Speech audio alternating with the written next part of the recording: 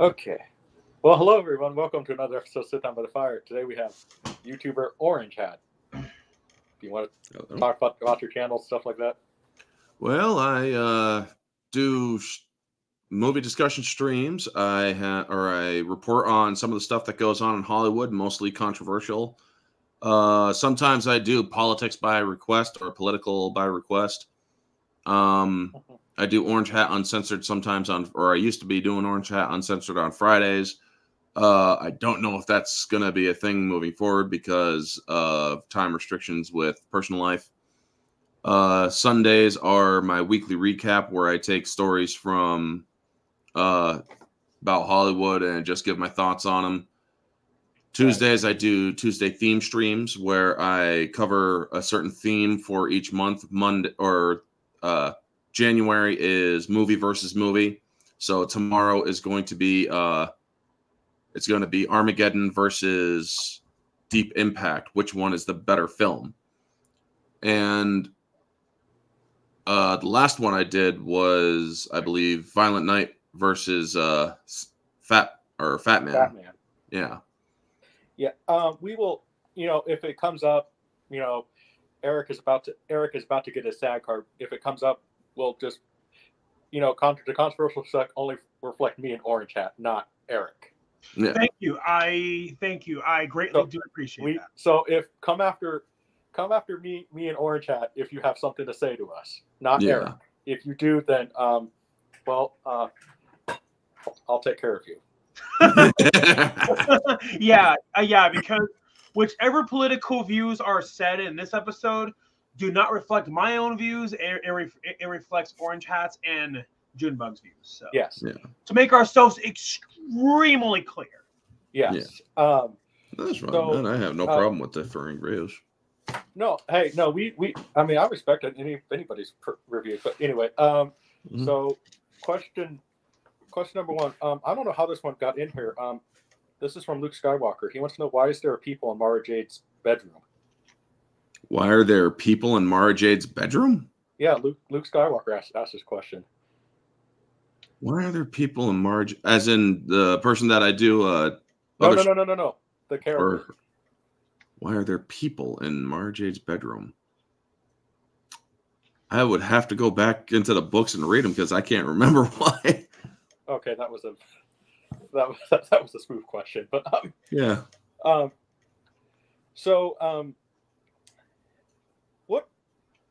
I think you've told me what your favorite movie is, Finding Forrester with Sean Connery. Yes. And what are some of your top fives? Top fives. Basically, well, Star Wars Episode 3 is always going to be my favorite Star Wars film. Now that you basically put me on the spot with a top five, I actually have a list on here that I can access with my digital library. So just give me one small moment there. Mm-hmm. Well, it's a very underrated Sean Connery movie. It's one movie that he chose to do instead of Lord of the Rings. Mm-hmm. And very underrated. It's because he never really, except for Highlander, got into the fantasy genre. He did a movie in the Valiant or something like that, which is sort of fantasy but not really. Yeah. But Sean Connery also was the voice of the dragon, like a Dragonheart, and yes. Well, except for noticeable things, I don't think he wanted a physical role such as Gandalf. Well, even then, I love Sean Connery, but I just never could see him as Gandalf. Is the thing. Yeah, same here. So some of my top, or aside from Finding Forrester, The Accountant with Ben Affleck, which is about an autistic assassin. Dread, the one with Carl Urban, which is, to me, the best comic book adaptation to film. Phenomenon is another good one that I really like, because these are all for my top 10 in no particular order, except for Finding Forrester. That isn't my number one. Phenomenon with John Travolta. It's a good feel-good story about somebody who is just your everyday man, suddenly gifted with intelligence beyond imagination. And, Right. That's a good one. yeah. Jaws, which is an absolute classic. Oh yeah. Yeah. The Last Samurai with Tom Cruise. Honestly, that movie brought me to tears in some sequences. I mean, Oh yeah. it's heavy. It's heavy. Yeah. Gladiator, the extended cut, Braveheart, and I mean, this is my top 10 really instead of top 5. Oh, that's all right. Great conversation. So Yep. And Top Gun Maverick. Or when I watched that movie in theaters, I was literally on the edge of my seat. I'm like sitting forward like this, just checking it out. Yeah. When I was leaving the theater, I realized I was pulling out my phone, only to realize my phone's not in my pocket. I was so excited that I wanted to get home to do the review so quick that I forgot my phone at the theater. So I was like, oh my God, I got to get back into there and grab my phone. And it's like, oh man. But that was one of the best movies I've seen in recent years. Oh yeah. that was amazing to see. My only complaint about it is the soundtrack for the first movie is better. But I will say that, yes. However, I do believe that their score between the first movie and the second movie, the score that they have in the second movie really is moving. yeah, it is. I mean, Lady Gaga, as much as everybody gives her grief and whatnot for whatever reasons, her song "Hold My Hand," as well as the instrumental that goes with it, is very emotional. Yeah, Top Gun Maverick was good. Oh yeah. Yeah, and there even are some people who say that they believe it's better than the original movie. I'm actually one of those. Yeah, I would kind of agree to that, just because I do like the original, but it kind of I guess the best way to put it is it has some good 80s cheese with it. You know? Yeah. I mean, one thing I liked about this one that they really didn't do with Top Gun Maverick is they didn't do what was known back then as an obligatory sex scene, which was, it's like, look, I like Kelly Gillis or McGillis or whatever her name is, but it's like, I really didn't need to see them going that far with it. I mean, this is a high octane action movie with military theme, where in this one, you have a little bit of it, but it doesn't go any further than just laying on the bed and having a few kisses. And that's great because, honestly, if you think about it, and this is only if you really do your deep diving, folks, Jennifer Connelly, in 1984 or 3 or whenever this movie came out, 86. or 6, sorry, wrong side of 85. She was a minor at the time. So it's like, yeah, when she did Labyrinth, she was a minor. Yeah, she was 16. Yeah, and which it's really funny because when they were making Aladdin, they based Aladdin sort of on Tom Cruise. Mm-hmm. And Jennifer Connelly, Jasmine.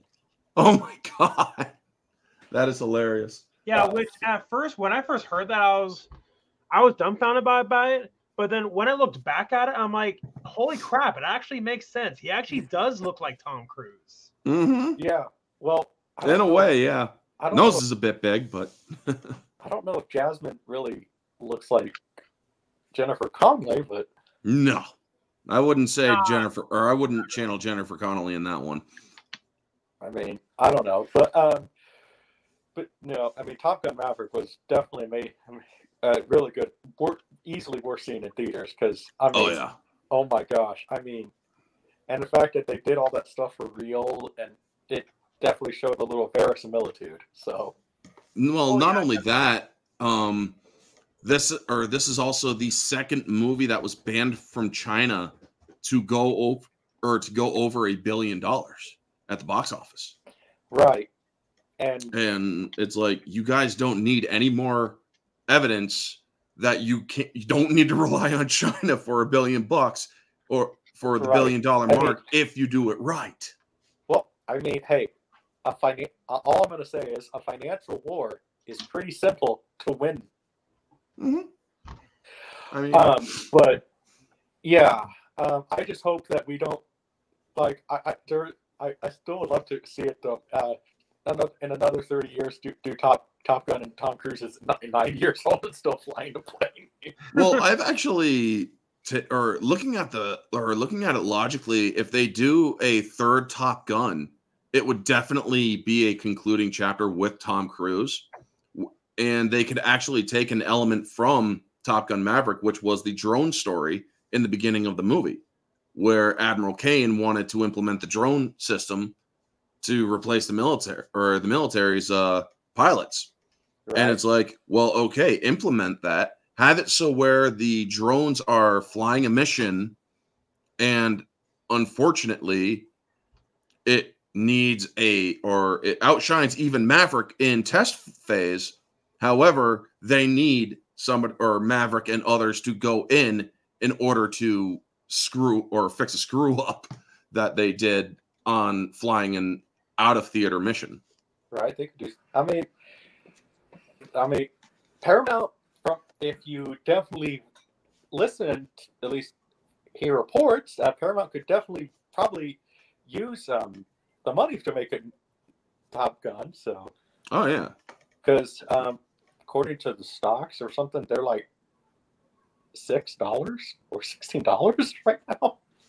Holy shit! That's how bad they're down. I mean. Well, yeah, because they also kind of went into really controversial ways when it came to the Scream movie or Scream 6. Oh, and not to mention Rise of Beasts. Yeah, and on top of that, especially now with all the controversy going around about Scream 7. Yeah, where of Melissa Barrera, and then I heard that they try to get Neve Campbell back, but then she said no. I'm guessing that they still probably weren't willing to pay her the money she was asking for. I'm like, hey, you just lost Melissa and Jenna. Use the money you're going to pay both of them to pay her. No. Well, she won't even come back to that because she's already committed to a Netflix series. So yeah. Well, I mean, Paramount. I mean, that whole thing. I mean, first of all, I mean, all I'm going to say is the studio. Any company can decide what they can fire somebody for. I mean, I don't really agree with I don't really agree 100% at all why she was fired. But like, I mean, I know a guy who used to work at Toys R Us who was fired because he said he had a good day. If it's in the company's policy that, hey, you can't talk about work or something or politics at your workspace, maybe don't post stuff like that on your social media, you know? He had a good day, so he got fired for having a good day. Wow. That's pretty dumb. Well, that is beyond dumb. Toys R Us had a policy, though. You can't talk about work on social media, so you can disagree with it. Except that here's the thing. How does I had a good day specifically state that he was working? I mean, there is legal, or he could bog them down legally if he wanted to. Well, I mean, having a good day is so broad where it could mean a lot of things made his day good. So right. I mean, that is petty. It is. I mean, I got out of work. I was on my way home. I freaking had to stop on the side of the road, and I found $200. I mean, I had a good day. Right. I found a puppy on the side of the road, brought it home, washed it up. My daughter was extremely happy. I had a good day. Right. It could be broad. I went out to my favorite restaurant and I loved the meal. I had a good day. Or exactly. I saw my favorite movie. I had a good day. Exactly. But that's too vague to have anything to do with work. Yeah, no wonder Toys R Us went under. Yeah, I don't think they were sold to Amazon. Which, by the way, Toys R Us is back. Oh my God, that's right. They did come back from the grave. I saw in some locations. Zombies R Us. Macy's. Oh, not only them, but Blockbuster is still is coming back too. I saw that there was only one Blockbuster left. Yeah, there's one left. And then we hear Blockbuster might be getting a new chain. It's like, Yeah. What is it with revivals? Hey, so Eric, maybe that blockbuster horror movie we're talking about could happen, right? Yeah, exactly. Yeah. And I feel like maybe that they're making a comeback because business wise, it makes sense that there is enough demand there. So that could maybe be why. Well, yeah, I mean, definitely when it comes to things like physical media, as much as I have a digital library that I access solely for the time being, digital or physical media is all the more important because one, or you cannot alter it. Right. Especially if you have the older versions. You don't, or it's stuck in that version. Where I have, or to be give you a good example, I got the Star Wars trilogy, the original trilogy, on digital back before they did the that new thing with Han Solo and shooting first and all that. Greedo. Yeah, I had it before Greedo said Yawanka or whatever, that new thing that he says before he fires, and it's like, yeah, why did you guys change this? And then I was watching Return of the Jedi before, it didn't have the Darth Vader doing no thing at the end. And I'm like, Gosh, what the heck am I? So I'm watching Return of the Jedi on freaking Movies Anywhere, and I'm just enjoying it. And it's like, I hear him saying no. And then he turns to the Emperor, no. It's like, why are they screwing with my stuff? So yeah, that is a good example of get your physical media. Mm-hmm. I actually have a theory on why George Lucas did all the Lucas cuts. Mm-hmm. What is it? I think, and this is just a theory, so, go ahead. I think it has to do with basically, because Marshall Lucas pretty much edited pretty much all of Star Wars, and along with some other people too. And because whatever happened, it seems like both of them screwed up with the marriage. Well, he had Iron Man 2 syndrome. I think in some ways he basically is trying to make his versions of Star Wars, not her versions. Well, the reason why he did the special edition was twofold. He was limited by the technology of his time, and he also wanted to test new technology to get ready for the prequels, which Dennis Muren, if you get the VHS versions of the special edition, you actually hear Dennis Muren at the end of in the beginning of the Return of the Jedi tape.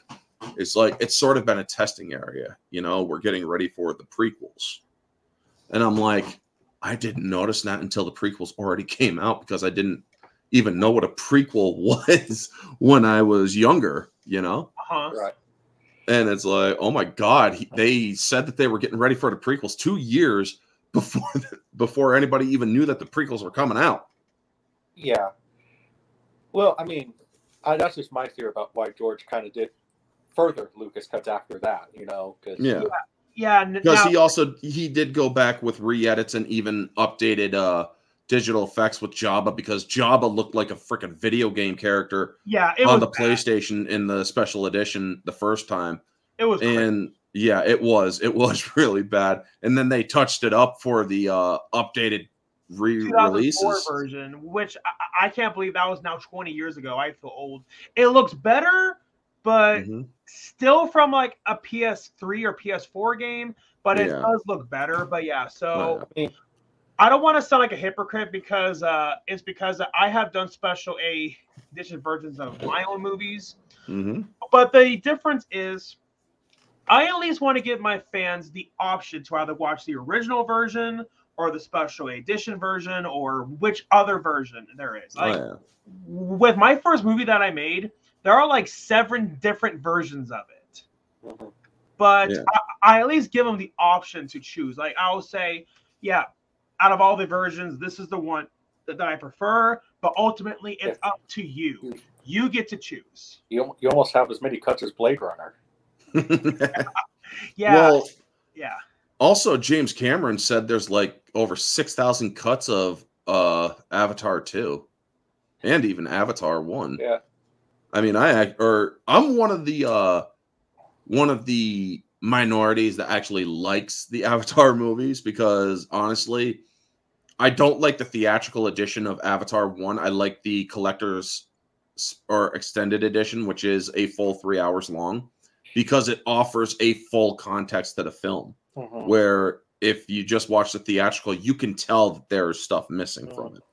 I need to rewatch the Avatar movies because, like, I mean, keep in mind, like, when they came out, like, the first one, at least, I was, 17, so it was kind of... Yeah, 17, 16. It was popular hate on. Yeah, he's older than us, but we were...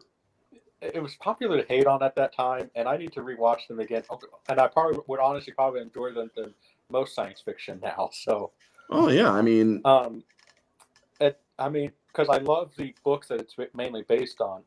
I love the John Carter books, which those are great books. If anybody actually, like, I'm honestly thinking that, with a lot of the things that inspired Star Wars and even Dune coming out, about to be public domain, Buck Rogers is already public domain, that we're going to probably enter a goldmine of science fiction now, low budget, but where, like, we actually could get, Star Wars, but not Star Wars, but yeah. Well, that's why Zack Snyder did Rebel Moon. He's basically saying, this is my version of Star Wars. And I'm like, I haven't watched it, so I can't make... I haven't either. I actually liked it. Like, all the reviews that I've heard, it's like, dude, you're nitpicking. Like, they said the dialogue is clunky and the dialogue is bad. And, like, the fight scenes aren't that great. Well, first of all, Zack Snyder. Zack Snyder's not really the best when it comes to fight scenes, really. I mean, somewhat. He peaked at 300. And then, let's put it this way: if we're going to nitpick Star Wars, and I know that's sacrilegious, but, like, there is bad dialogue in Star Wars. There is. A lot of people do say that with the prequel trilogy. Yeah. And yes, I do admit that there are some writing issues. However, if you look at some of the way that they were talking in the prequel, aside the Anakin "I hate sand" scene, you realize that it was a different time, not only between the making of the two trilogies, but also it was a different era, because it was the end of a golden era before the dark times. So he actually stated that it was a more Shakespearean way of talking in the original trilogy, yes, because everything was more authoritarian, where back in the Republic time, the old Republic, it was more open and nuanced. I mean, that's how I defend it. And it's like, yes, you got the clunky, or you got the cheesy dialogue from Anakin, but you also have a different aesthetic of speaking in that era too. Yeah, well, I was more thinking, the line that Luke always says in interviews that he remembers, well, I was going to get some power converters on Alka-Seltzer. Yeah. And then he makes fun of it. He says Alka-Seltzer, and, like, who talks like this? That's more what I was referring to. But, like, yeah, so if you're going to nitpick Star Wars has plenty of dialogue. Everything. Rebel Moon was good. I did like it quite a bit. And I think that we are going to get definitely a gold mine. Just, but, I think you've said it before in your channel, but you're obviously big into what's now, Legends. Yeah, EU. Yeah. Who is your favorite character? In the entirety of the EU, Vitiate, or his name, or he has three names: Tenebrae, Darth Vitiate, and Valkorion. Yeah. The immortal Sith Emperor is another name. Yeah. No, but great character. I mean, you did a versus stream where he versed Darth Sidious too. Like, yeah, and he schooled Darth Sidious. I mean, a lot of people say that Darth Sidious is the most powerful Sith. It's like, that's cute, because I've never seen Darth Sidious wipe out an entire planet just to become immortal. I've never seen Darth Sidious, well, aside from the EU, where he does actually finally learn how to do essence transfer, except that was the cheap way of gaining immortality, where Darth Plagueis, who is also my second favorite when it comes to Sith Lords, he was actually on the verge of achieving what or even something greater than actually Valkorion. Right. Because he was actually increasing his own midichlorian count. He was also, or his body was also reverting to its prime state, meaning Right. to physical peak and whatnot. So Yeah. it's like, It's a shame that Plagueis, will probably be in the from according to rumors, the Rey movie. I said something in my Sunday night stream last night. I'm not gonna say the same thing here. However, I am going to, or I'm not calling out names or anything. I'll stay professional here. On my channel, I will do that, but here, I'm hearing a lot about the whole pregnant Rey thing coming back, and it's like, until I actually see that is confirmed, my point stands that those who are claiming the pregnant Rey thing are nothing but clickbaiters.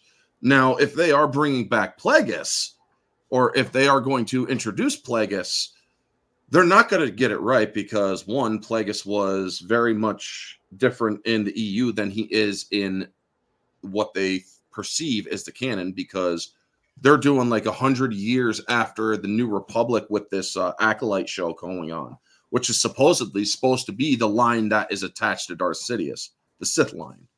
And I'm like, yeah, there were females in Sith in that, or in the Rule of Two, or in the Bane line. I just hope, or that you guys aren't getting like 200 years before the episode 1, because at that time, Rugus Gnome, who was also known as Darth Tenebris, who was also known as Plagueis' master, was already a Sith apprentice at the time. So, Right. yeah. I don't know. I mean, well, I just find it funny that, like when I heard that, I'm like, okay, like even for Disney, that just seems a little far fetched because, like, first of all, I mean, that they never even did it. Yeah.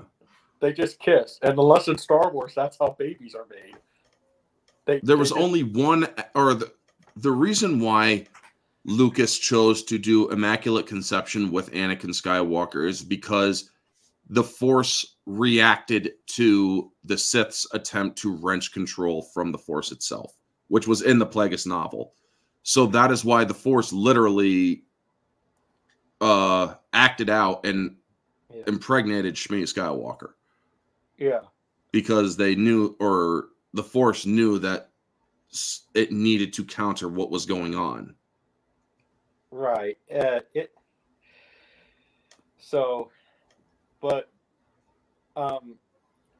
you've also been very vocal too, and probably the only people, honestly, that you don't think Dave Filoni was right to take on. No, I think that it was a mistake to have him come on, especially after he essentially stole Karen Travis's work. Karen Travis, for those of you who don't know, was responsible for the expansion of lore concerning Mandalorians, their language, their history, their culture, their economic structure, and all of that.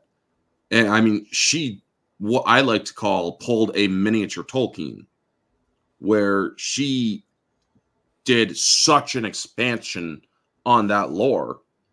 And yet Dave Filoni, when he's doing the stuff and saying that he was the apprentice of George Lucas, and he's like, well, we want to make Mandalore a pacifist nation. And it's like, we're going to make the Death Watch or the true Mandalorians, or the Mandalorians that were the warriors. It's like, dude, that is not what it was. Death Watch were so extreme in the EU that they were considered what is known as Darmanda, meaning you are divorced from the entire culture. You are never allowed back.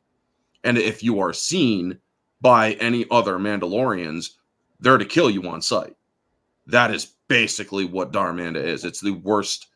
It is the worst punishment for a Mandalorian. However, he was not above bringing a couple of Death Watch, or Jango Fett was not above bringing a couple of Death Watch members into the Ku Valdar to train the clone commandos and the clone troopers. Yeah, so you've been very vocal, how Dave Filoni should not have really been And George he Lucas thinks he knows stuff, but honestly, every time he speaks and every time I hear what he talks about, it's like, dude, you are absolutely knowing nothing of what has already been established through film and book.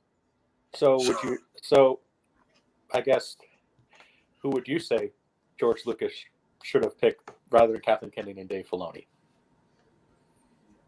Honestly, he should have looked to fans like higher versions, or to the YouTube fans.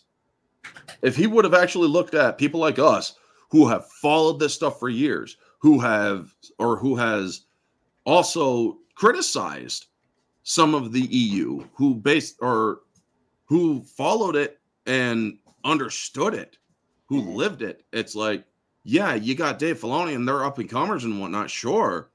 But if you look at the fans who have been living this stuff since, I saw Star Wars when I was 2. And I remember seeing all 3 movies on tape. All the different emotions, the excitement, the fear, the understanding that a guy in black with very evil music screams bad guy. Right. Yeah. And then, this guy's choking a dude from a video screen. It's like, he's not even in the same room. This guy's evil. So, yeah. But having chosen Dave Filoni, I don't know who he could have chosen, or he could have chosen anybody else that would have, that would have had a greater respect for what they were doing back then. Because the creation of Ahsoka, a Padawan for Anakin, it just doesn't fit. Because if you watch episodes 2 and then episode 3, you have absolutely no indication that Anakin ever had a Padawan. You have no indication that he went through a growth of that magnitude.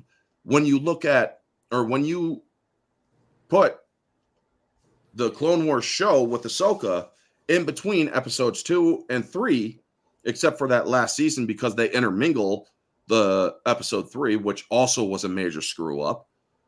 And then you take Genndy Tartakovsky's Clone Wars anime show and you put it in between 2 and 3, you actually see more comprehension and more connection with the Genndy Tartakovsky one. Maybe that could, Genndy really, in those few short, that mainly not even the season really. It was a mini-series. Mini-series, yeah. He would probably want to stick to animation, but maybe Genndy too, because he seems to understand Star Wars. Genndy did want to do other things as well, but he did come at odds with George Lucas, and that's why they didn't go any further than where they went with it, which was to show that there was a major war going on Coruscant. But they also realized, you even have, if you watch the audio commentary of episode 3, you have John Knoll, who was the animator, or one of the lead animators for episode 3, acknowledging that Grievous was coughing because Mace Windu did a force crush on his chest. Right. And it's like, well, there he is actually, or acknowledging the canon at the time. And it's like, well, yeah, but now they came out with the new one where he's always been this cowardly, sickly being. And it's like, yeah, except it doesn't work because Grievous was already established as a Jedi hunter. He couldn't even handle a Padawan in Dave Filoni's stuff. It's like, I'm sorry, but if Ahsoka Tano went up against General Grievous, she would have been slaughtered. Well, I don't know. I always felt like, especially in recent years, it seems like Ahsoka is basically just Dave Filoni's super goddess. Yeah.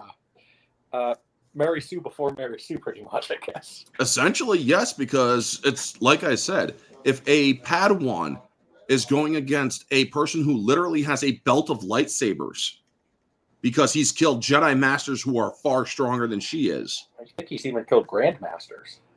Grandmasters are on the council.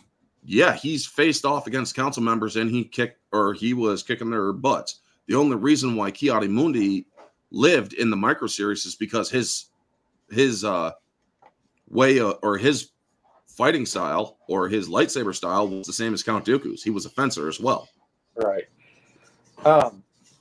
Well, I always thought that maybe the person that George should have looked at, and granted, he wasn't making videos at the time, but, you know, numbers don't lie as far as, like, you know, people. I mean, he could look at Star Wars Theory, too. Mm-hmm. Yeah. I mean, I agree with some of the stuff. I mean, Star Wars Theory, I do agree he has a lot of talent, and I do respect the man. I don't agree with everything he has said. There are some things he outright gets wrong when he's referencing books and stories and whatnot, and it's like, not what I read in the books that you're reading, buddy, because if you're reading the same books, you would have known that's not right. But also, I mean, I don't agree with him on how he thinks Filoni and Jon Favreau are the saviors of Star Wars. Honestly, I think that if if Theory went back in time before Filoni ever came back and actually offered his assistance, I think that Theory could have came up with something a lot better than what Disney ever could. Right. I mean, his Vader story that he has coming out, that Shards of the Past, I think is actually a pretty decent, a very decent interpretation of the story continuing, because when you have Darth Vader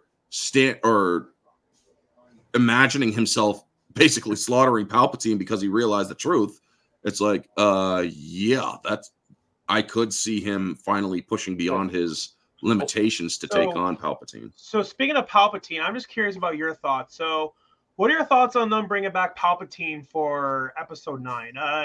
Do you think it was justified, or do you think it was unnecessary?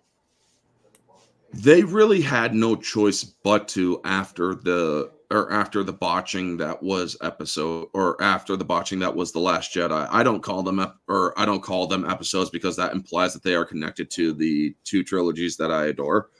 But they really had to do something to try to get fans back. But what they didn't realize was that, okay, you killed your big bad, and now you're suddenly changing everything up and saying, oh, well, it was Palpatine the whole time. Right. I mean, don't get me wrong. There was a great scene in the movie where Palpatine uses a Force Storm. And now a lot of people mistake it for Sith or Force Lightning. Force Lightning is where it's directed at a person. A Force Storm is where it is literally a massive scale, which he did. But that was also because he also got juiced up on Ray juice and Kylo juice. But it's like, okay, that is an interesting look. That was an interesting take. I mean, there are bits and pieces, small bits and pieces in Episode 9 that I thought were actually pretty good. Mm-hmm. And they only consisted around pieces that included Lando Calrissian. I mean, Billy D. Williams came back as if it was nothing, as if he had never left the role of Lando Calrissian. Right. And it's like, oh my God, man, there is just such a great thing right here. When he comes in, when you have that, oh my God, we're all about to lose. And then you hear his voice and it's like, oh my God, I'm getting goosebumps just listening to his voice and then seeing what happens. And it's like, okay, that's pretty cool. He came in and he made the Falcon relevant again. It's like, oh, I'm going to get him. Don't worry. Not if I beat you to it. I mean, that's Lando Calrissian. Right. He was always a scoundrel, so to speak. And I loved it. Yeah. Yeah. And my big problem with Palpatine being back at Episode 9, a lot of people agree with me, and it's understandable why, because a lot of people, including myself, felt like that it kind of undermined Darth Vader's character arc at the end of Episode 6, where he defeated Palpatine. And it's like, so what? So wait, so that redemptive arc now means nothing? Exactly. And I mean, I remember even, people complaining about it when Palpatine came back in the EU. Yeah. A lot of people did not want Palpatine coming back in any verse because it does take away from Anakin's sacrifice and his redemption. Yeah. And that was even a mistake in the book because they say he flung his spirit across the galaxy just before or as he was flying down the Death Star core. And I'm like, here's a major problem with that. You see, I actually paid attention to the EU, folks. When Palpatine, or when you do something like essence transfer, 1, your body is destroyed. 2, your soul and living spirit leaves your body. If you're screaming and channeling force lightning down the center of a Death Star, which he was when he was falling down there, Right. the second his spirit left, it would have went, or his body wouldn't have been screaming. His body wouldn't have even been there. He also wouldn't have been channeling force lightning. Right. So it doesn't make sense. Not to mention when they're saying that, oh, she's his granddaughter. It's like, no, she's his daughter. If you really think about it, because 1, that non-force sensitive clone that he used for breeding stock is 100% genetically identical to Palpatine. So yeah, the child is genetically his daughter. Generationally, yes, granddaughter, because it was his quote unquote son, even though it was his actual clone. But in all factuality, it's actually his daughter, which is why I did that versus stream, Daughters of Emperors versus each other. Yeah, I don't know. I mean, it was just, I don't know, like from what, I don't even know if, JJ obviously was not even the best choice to direct a Star Wars movie. No. I don't even know who should have directed it. I mean, Yeah, they should have got. Honestly, I would have loved to have seen Peter Jackson direct a Star Wars movie. I know I think would have been cool. And I also even remember the name, like even Joss Whedon being thrown around. And from what I heard, no. I mean, Joss Whedon is a sexual pervert. Yeah. I mean, he would have tried to have actually put. Yeah. Joss Whedon, if you look at a lot of his work, he is very sexual in his work. Yeah, and what he did to I can't remember which actress it was on Buffy.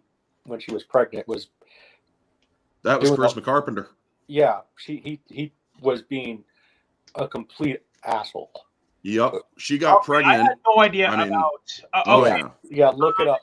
He's on the shit list. I mean, he made a show for teens, and that show for teens was Buffy the Vampire Slayer. And when I was watching Buffy the Vampire Slayer last year for the very first time to see what all the hype was about over the many years, I'm seeing nothing but Spike and Buffy banging. Even when she's invisible, she's getting banged by Spike. It's like, what is she, a freaking nympho? I mean, what is all this? Okay, yeah. In my defense, I had no idea that Josh. Yeah, not only that, he also was very inappropriate with Gal Gadot, from what I hear as well, during the Justice League movie. Yeah, I've heard nothing but bad stuff about Josh Whedon. Pretty sure he might also be on a certain list that we all know is coming out soon. That's probably why you don't really hear. Well, that's probably why I haven't heard about him directing anything mainstream. Well, you heard about the list though. Apparently, from rumors, that they are making Rush Hour 4, but Jackie Chan fired Chris Tucker. Then there is no Rush Hour 4. Did he fire Chris Tucker because of sexual allegations? I mean, there's no Rush Hour 4 if you fired Chris Tucker. Yeah, exactly. Chris Tucker and Jackie Chan are Rush Hour. Yeah, like, well, that's like saying you're going to have Beavis and Butthead, but it's only going to be Butthead and no Beavis. I mean, there's just certain groups, duos, and whatnot that you can't split them up, because then you totally disrupt the entire equilibrium of that group.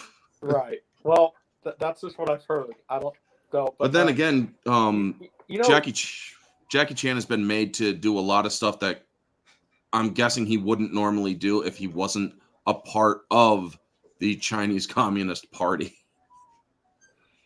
True. But you know who I think could have made a good Star Wars movie? Who? Rennie Harlan. I can see that. Yeah. I can actually see that. Rennie Harlan actually has done some pretty good stuff. And Not my first choice. Not the one who I would go rush out for at first, but now you mention it, yeah. Well, he's a very underrated director. I mean, oh yeah, he's made a lot of good stuff, and then sometimes, like, you could say, yes, he was just collecting a paycheck. Mm-hmm. But I think Rennie Harlan would have been a good choice. You know, Deep Blue Sea was a good movie. He was the director, I do believe. Yes, he was. Cliffhanger. Yep. Die Hard 2. Yeah. Yep. I mean, Rennie Harlan on Die Hard 2, man. Yeah, like a lot of people give that movie crap, but when John McClane is trying to get the guy to listen, and he's like, "I don't want to hear it," McClane, God damn, shooting the blanks at him. Then he did one of my favorite movies. Now it's one of those movies I can't defend it, but I just love it because it's The Adventures of Ford Fairlane. I don't think I've seen that one. With Andrew Dice Clay. No, I haven't seen it. Yeah, definitely check it out. It's one of those movies that it definitely kind of has that Naked Gun vibe. So, with rock and like a rock and roll spoof. So. Yeah, I know that I did my director pick for Godzilla 2014 before that was made. I know I did videos leading up to Force Awakens before it came out, but I can't remember if I said in any of my old videos who I would have picked. Yeah, Rennie Harlan would have been good, I think. Or, you know, maybe it's just because I'm such a huge fan of him and all of his work in general, and he just came out with a new movie. John Woo. John Woo, that would have been interesting to see. That. Yeah, John Woo would have left the stuntman wires in the movie if he did a Star Wars film. Yeah. If you watch Face Off, you know what I'm talking about. Oh yeah. Well, because it's you have Nick Cage hanging there. You can see the stunt wires. Mm-hmm. It's like, what? Well, have you read any of the books? You know, Lee Brackett, wrote Empire Strikes Back and maybe A New Hope. I know that's a debatable thing. I haven't read the original trilogy books. No, I was going to say, have you read some of her books, actually? Whose books? Lee Brackett's. She was a science fiction author. Not hitting my memory at all, no. It's really interesting. If you read some of those books, you can kind of see a little precursor to Star Wars. I mean, George Lucas took from pretty much everything, Dune, Flash Gordon, Buck Rogers, John Carter. Definitely Dune. It's because when I went to go see the new one, I'm like, this reminds me so much of Star Wars. And then I did research. I was like, now it all makes sense. Frank Herbert was actually, from what I've read, was almost going to sue George Lucas actually for it. So how did George not get sued then? Because Frank Herbert never filed, but he was thinking about it when he saw Star Wars. Okay, well, except that there's literally I don't think George Lucas took anything from Herbert's Dune. I mean, I've never read the books, but I don't see anything except for a sand planet, and that's about it. Other than that, I mean, you could argue. I think it was more just spice and stuff like that. Or maybe he got away with it is because the concept of a sand planet is so vague. Well, the spice bit, yes. Because there is a drug in Star Wars called spice that Boba Fett actually partook in, and that's the reason why he didn't do anything devious to Leia in Return of the Jedi. But yeah, that's something that you guys don't, or you can only learn about from Tales of the Bounty Hunters. Jabba basically sent slave Leia, to Boba Fett, and well, he didn't really do anything to her. I think that when he saw Jabba the Hutt, he was kind of saying, "Oh, those are like the sandworms." I'm like, not really, but George Lucas took a lot from all sorts of stuff, and made a great story out of it. And it's very interesting now. I tell people that I love some of the movies before Star Wars. Obviously, you know, in that when Hollywood's going out of their Hollywood system, that's essentially what Hollywood is going through right now. You know, they're kind of, I don't really, lack of a better phrase, identity crisis, I guess you could say. Yeah. Mm-hmm. And we need sort of that sort of story again. You know, like a Star, you know, a new Star Wars, even, you know. Or honestly, what we need is a revival of the EU, right? But not under Disney. Well, and because even the one movie that was the most, I mean, besides Gone with the Wind, the one movie that was most successful even in the 1930s in Disney's era was Snow White. That movie actually, I mean, if honestly, if Gone with the Wind did come out, that Snow White would have probably been the highest grossing movie of all time, adjusted to inflation. It's possible, yeah. So we Very would possible. But even with Star Wars, you know, that movie brought people back to the theaters. Now Jaws definitely did help.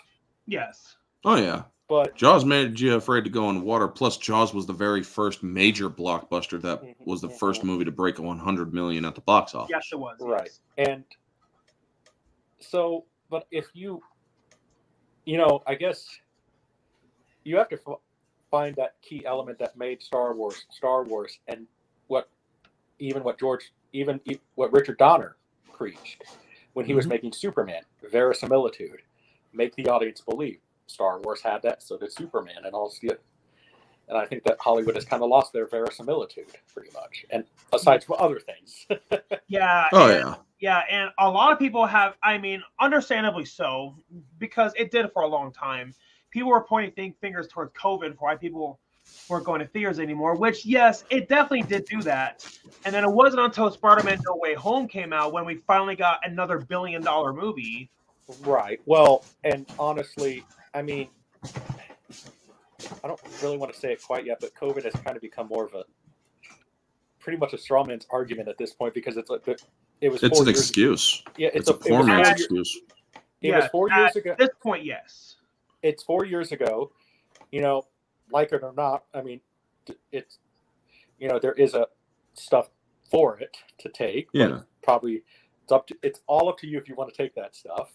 The truth is, it stopped being a pandemic when a counter agent was created. When they started working on the vaccine, this was no longer a pandemic.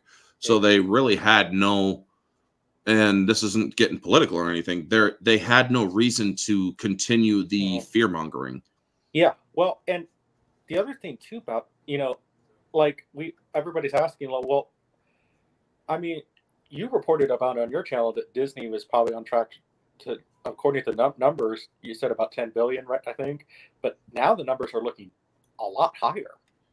Well, it was more, they lost, or 2023 was a net loss of $1 billion plus, in movie losses alone, because they only had 1 or 2 movies, I believe only 1 movie actually, to have any sort of profit, and that was Guardians 3. Everything else had a net loss. Right. And it's like, when you do the calculations, you're going up to over $1 billion of losses.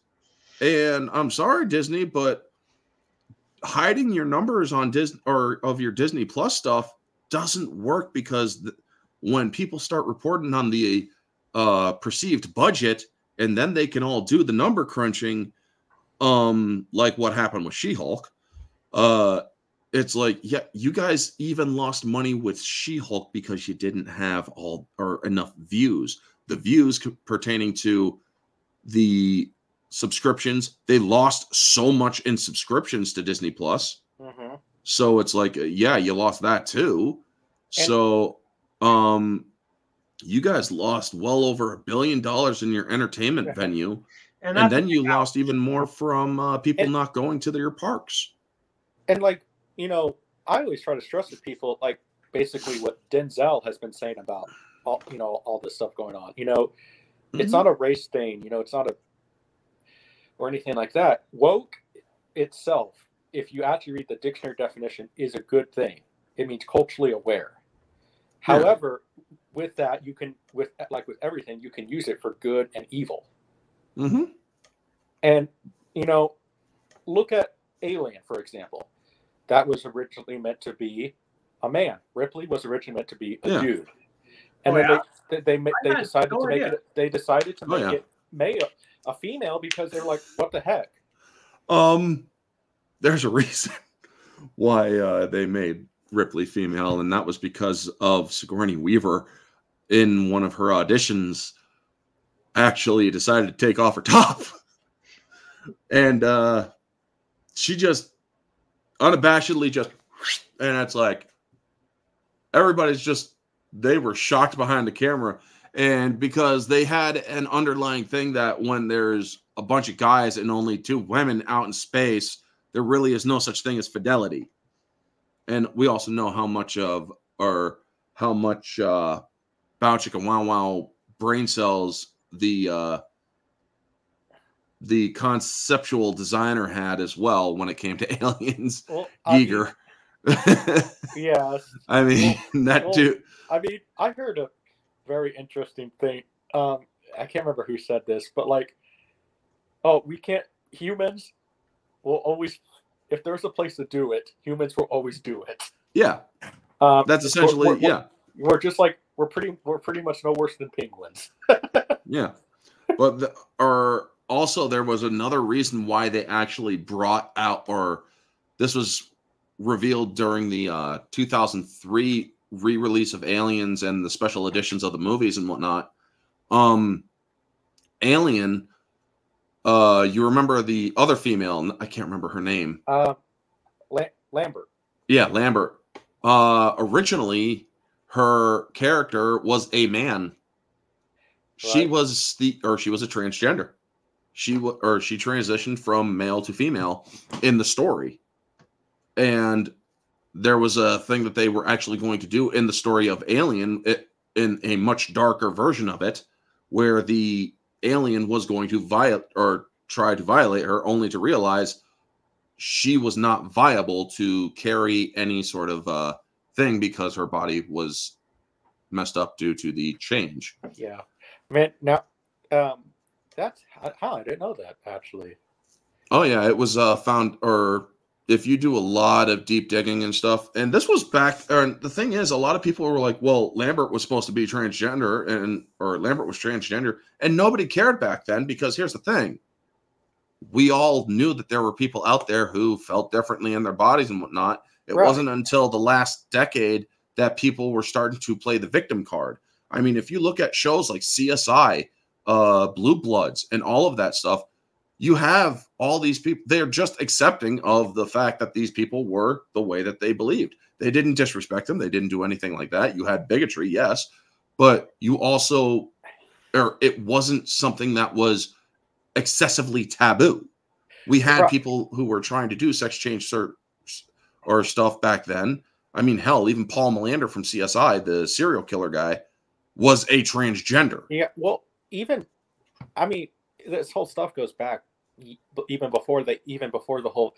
They only go back from like Christine Jorgensen, but even before that, there's people like there was a Roman emperor, who believed he was a woman. Back then, it was without getting political or anything like that. This last decade, when it came to the transgender movement and that movement essentially being very outspoken and vocal, it was because they wanted to, or it was the more mental aspect of it that came out, where everybody was already accepting of the physical aspect of it.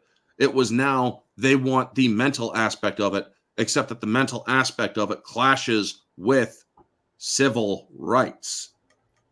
That's when people's rights are being trampled on, where some people's belief system does not allow them to believe the same thing you believe, like a man can be a man, or a woman can be, or a man can be a woman, or a woman can be a man, or different dynamics of marriage and whatnot.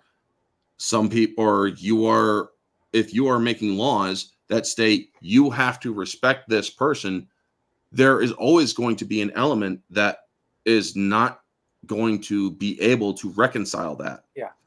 There will always be those people, that don't, unfortunately, there's always going to be people who are bigots, racists, and all that other stuff. And, and then I'm not even going to use the P word because that is an improper use of the word. Yeah. But they're always going to have those people. But, just don't even give those people the time of day. Like, whatever happened, Eric, remember when we were kids? What would the thing that they would teach in schools? Think before you post. Well, think before you talk. Yeah. And on top of that, there's also the classic treat others the way how you would like to be treated. Exactly. And we need to go back to that, because even just all this, agree to disagree. That's something that really does need to come back. I mean, right. I have friends who I am very much politically opposed to. I have family who I'm very much politically opposed to. And we get into arguments all the time, but then we go into our DMs and we're like, hey, what's up? How you doing? What's going on with the family? It's just like the other day. I actually got to celebrate Christmas with my dad, ironically, on January 6th. Because my dad got COVID during Christmas. Yeah. And so, same here. But we were being sarcastic about it, Mm-hmm. And then my dad's wife, got offended by it, because we were making jokes, oh my gosh, listen, I'm pretty sure all of our family has some jokes oh my gosh, yeah. There's some. I mean, for me, everything except one or two things is stuff that is joke worthy. You could literally joke about some of the darkest things. For me, if you do James Gunn jokes, meaning the stuff he said was joking, I do not consider that funny. The stuff that he got kicked off or the stuff that he originally got fired from Disney for joking about. For those of you who don't know, kids were involved. That stuff I do not think you should ever joke about because it is one of the most inappropriate things out there. The fact that it's actually trying to be normalized is just shows a lot of failure in societal progression. That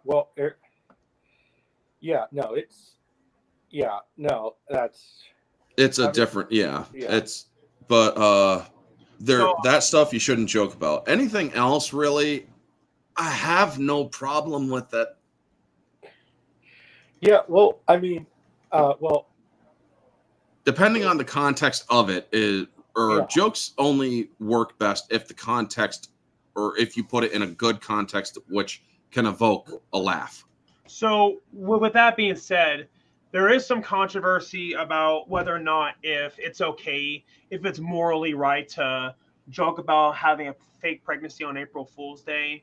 There's a lot of debate about that. Eric, why don't you tell the story? Tell that story because I'm going to need the context. All right, 2015, I made an April Fool's post on Facebook. I was single at that time, which actually made it funnier.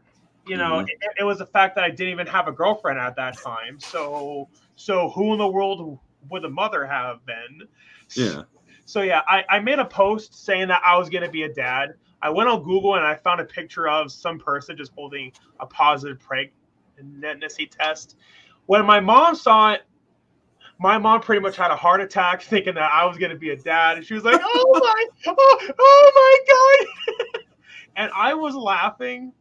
And then, so my mom has a history of falling for my April Fool's pranks. 2022, I said that I got a pet rattlesnake. And and it was so funny. My mom fell for it. She was like, Eric, is that rattlesnake even allowed in your apartment? You have some explaining you have to do. you.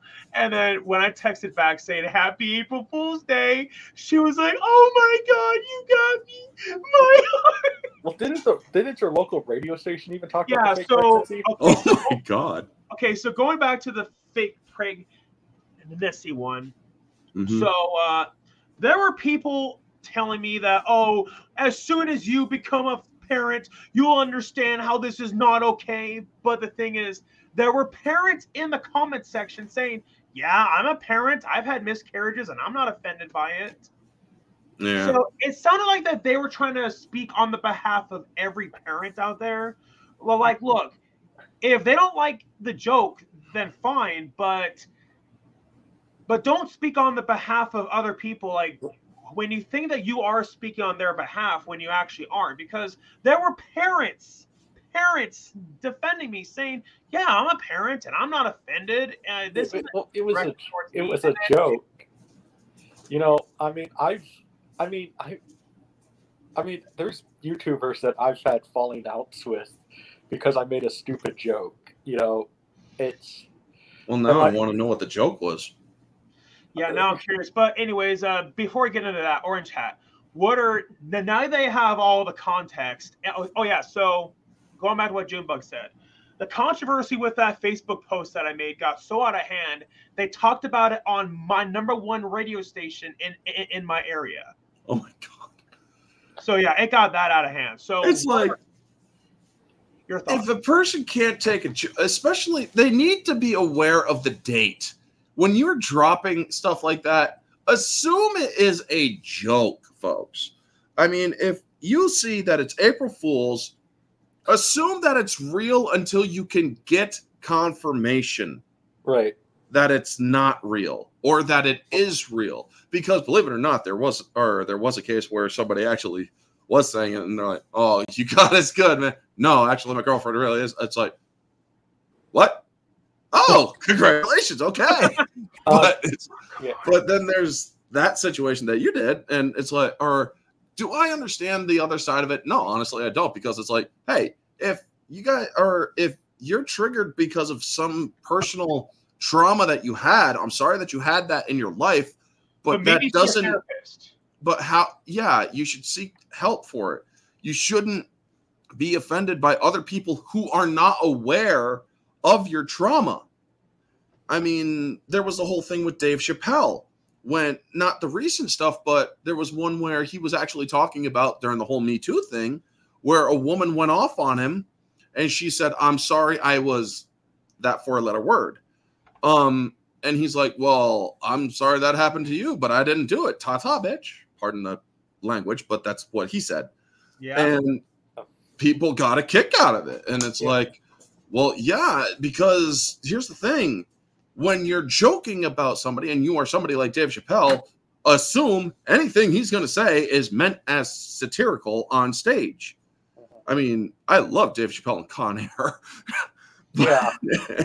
Which me and Mara are going to be talking about on Thursday night.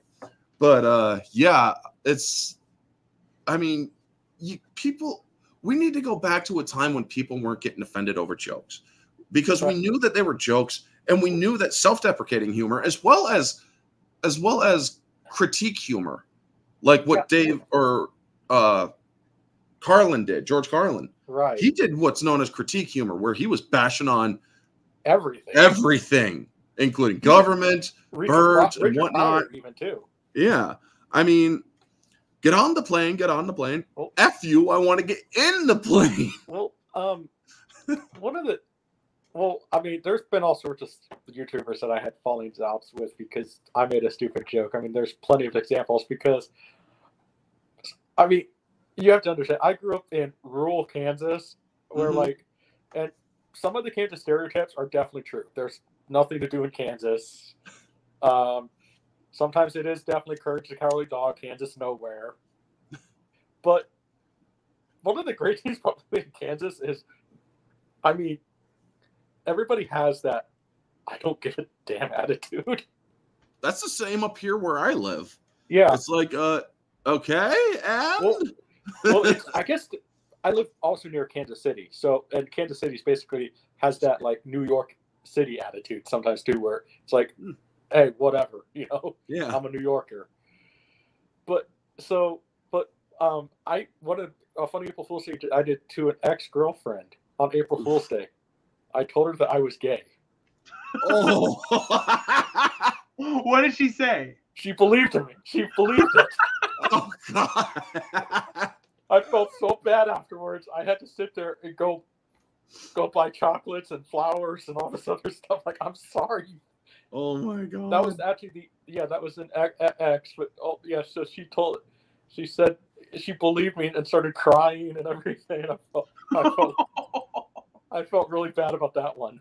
There was this meme out there that actually happened on an April Fool's thing too, but it was a meme before that where it's like they have to write something up, a secret that they've been keeping, and then show the camera. The woman says, "I'm pregnant," and the guy says, "I had a vasectomy." And it's like, oh crap.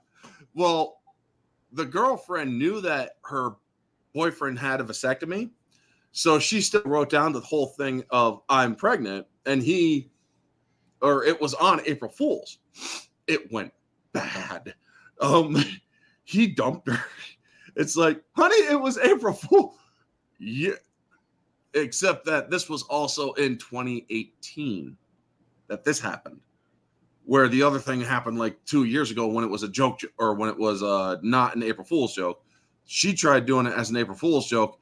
And during the whole Me Too movement thing getting started in 2017 or 2018 prevalency, it's like, I don't want to be in a relationship where my significant other is not faithful. So he didn't know, he couldn't trust her after she tried. It's like, it is April Fool's though. It was on April Fool's. And he's Right. like, so who does the blame fall with? Does it fall with her or does it fall with him because he didn't check the date? Yeah. I mean, April Fool's jokes, like, are we getting to that point now? Like, we can't even make an April Fool's joke anymore because it's like, No, it's comedy is becoming a outlawed. Yeah, it's happening. did you even hear recently? They canceled Jerry Seinfeld. They did? Yeah, like they tried to cancel Jerry Seinfeld. Oh my God. Like, and he's like one of the cleanest comedians ever. I love his work. I had a comedy CD of his, man. Yeah, like, I don't even know what he said, but I didn't even look at the contents of it, what it was, but like, it says Jerry Seinfeld has got in trouble by this was like around Christmas time. Like, I'm like, oh my God. If you think that that's dumb, and if you thought that my pregnancy April Fool's prank, so in 2017, I did an April Fool's prank saying that I was engaged. No. And there were people getting offended by that, saying that's not something you should joke about. And then there was one guy. So I made a Facebook post. It was a joke. It said, "How did I escape Iraq? I ran."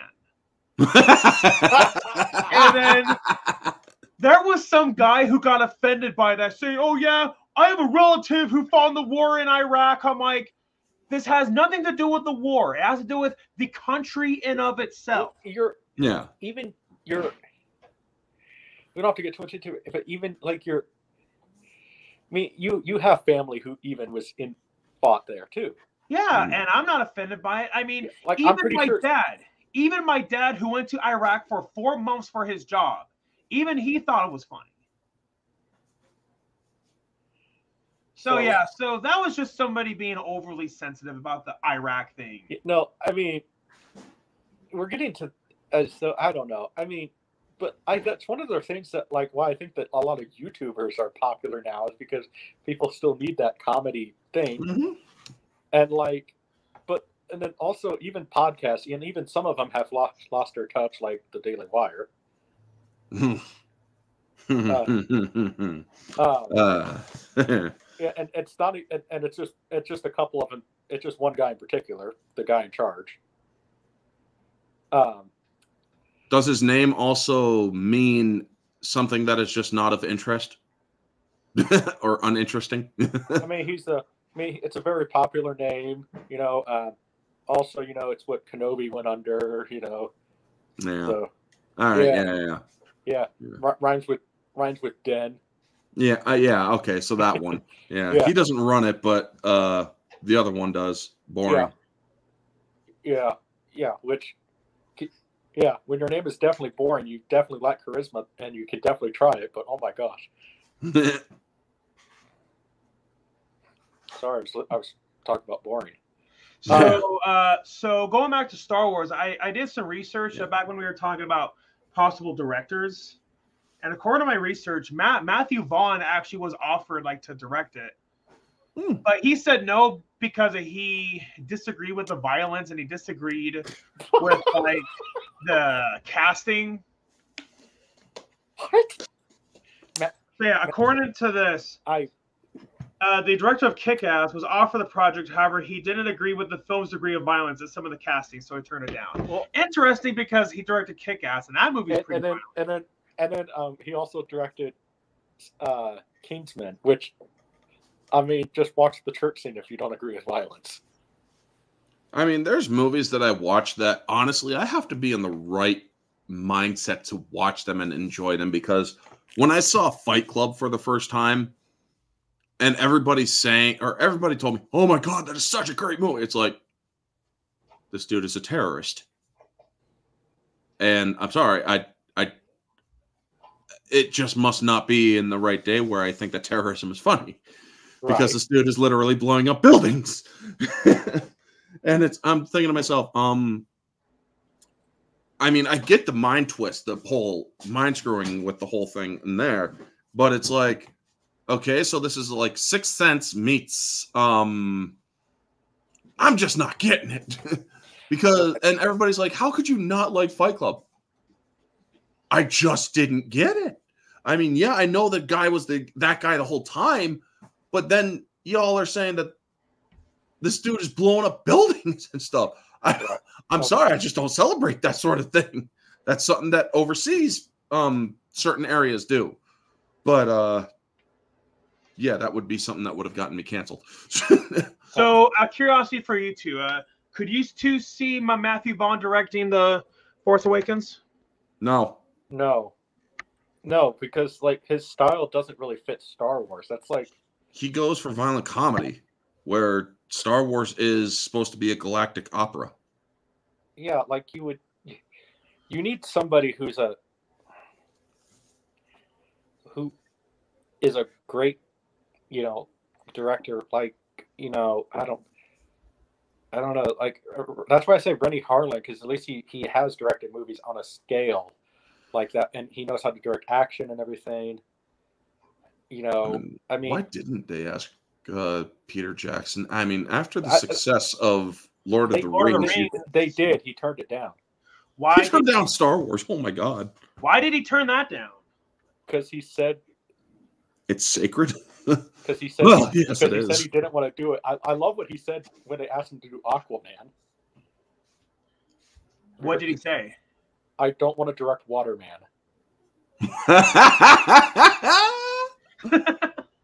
I loved his King Kong version. Oh yeah, I did too, and that actually was the very first movie I saw as a teenager, because that movie came out on my 13th birthday, and so the very last movie I watched as a kid when I was 12 years old was the 1976 remake of King Kong, and then the first movie I watched as a teenager was the 2005.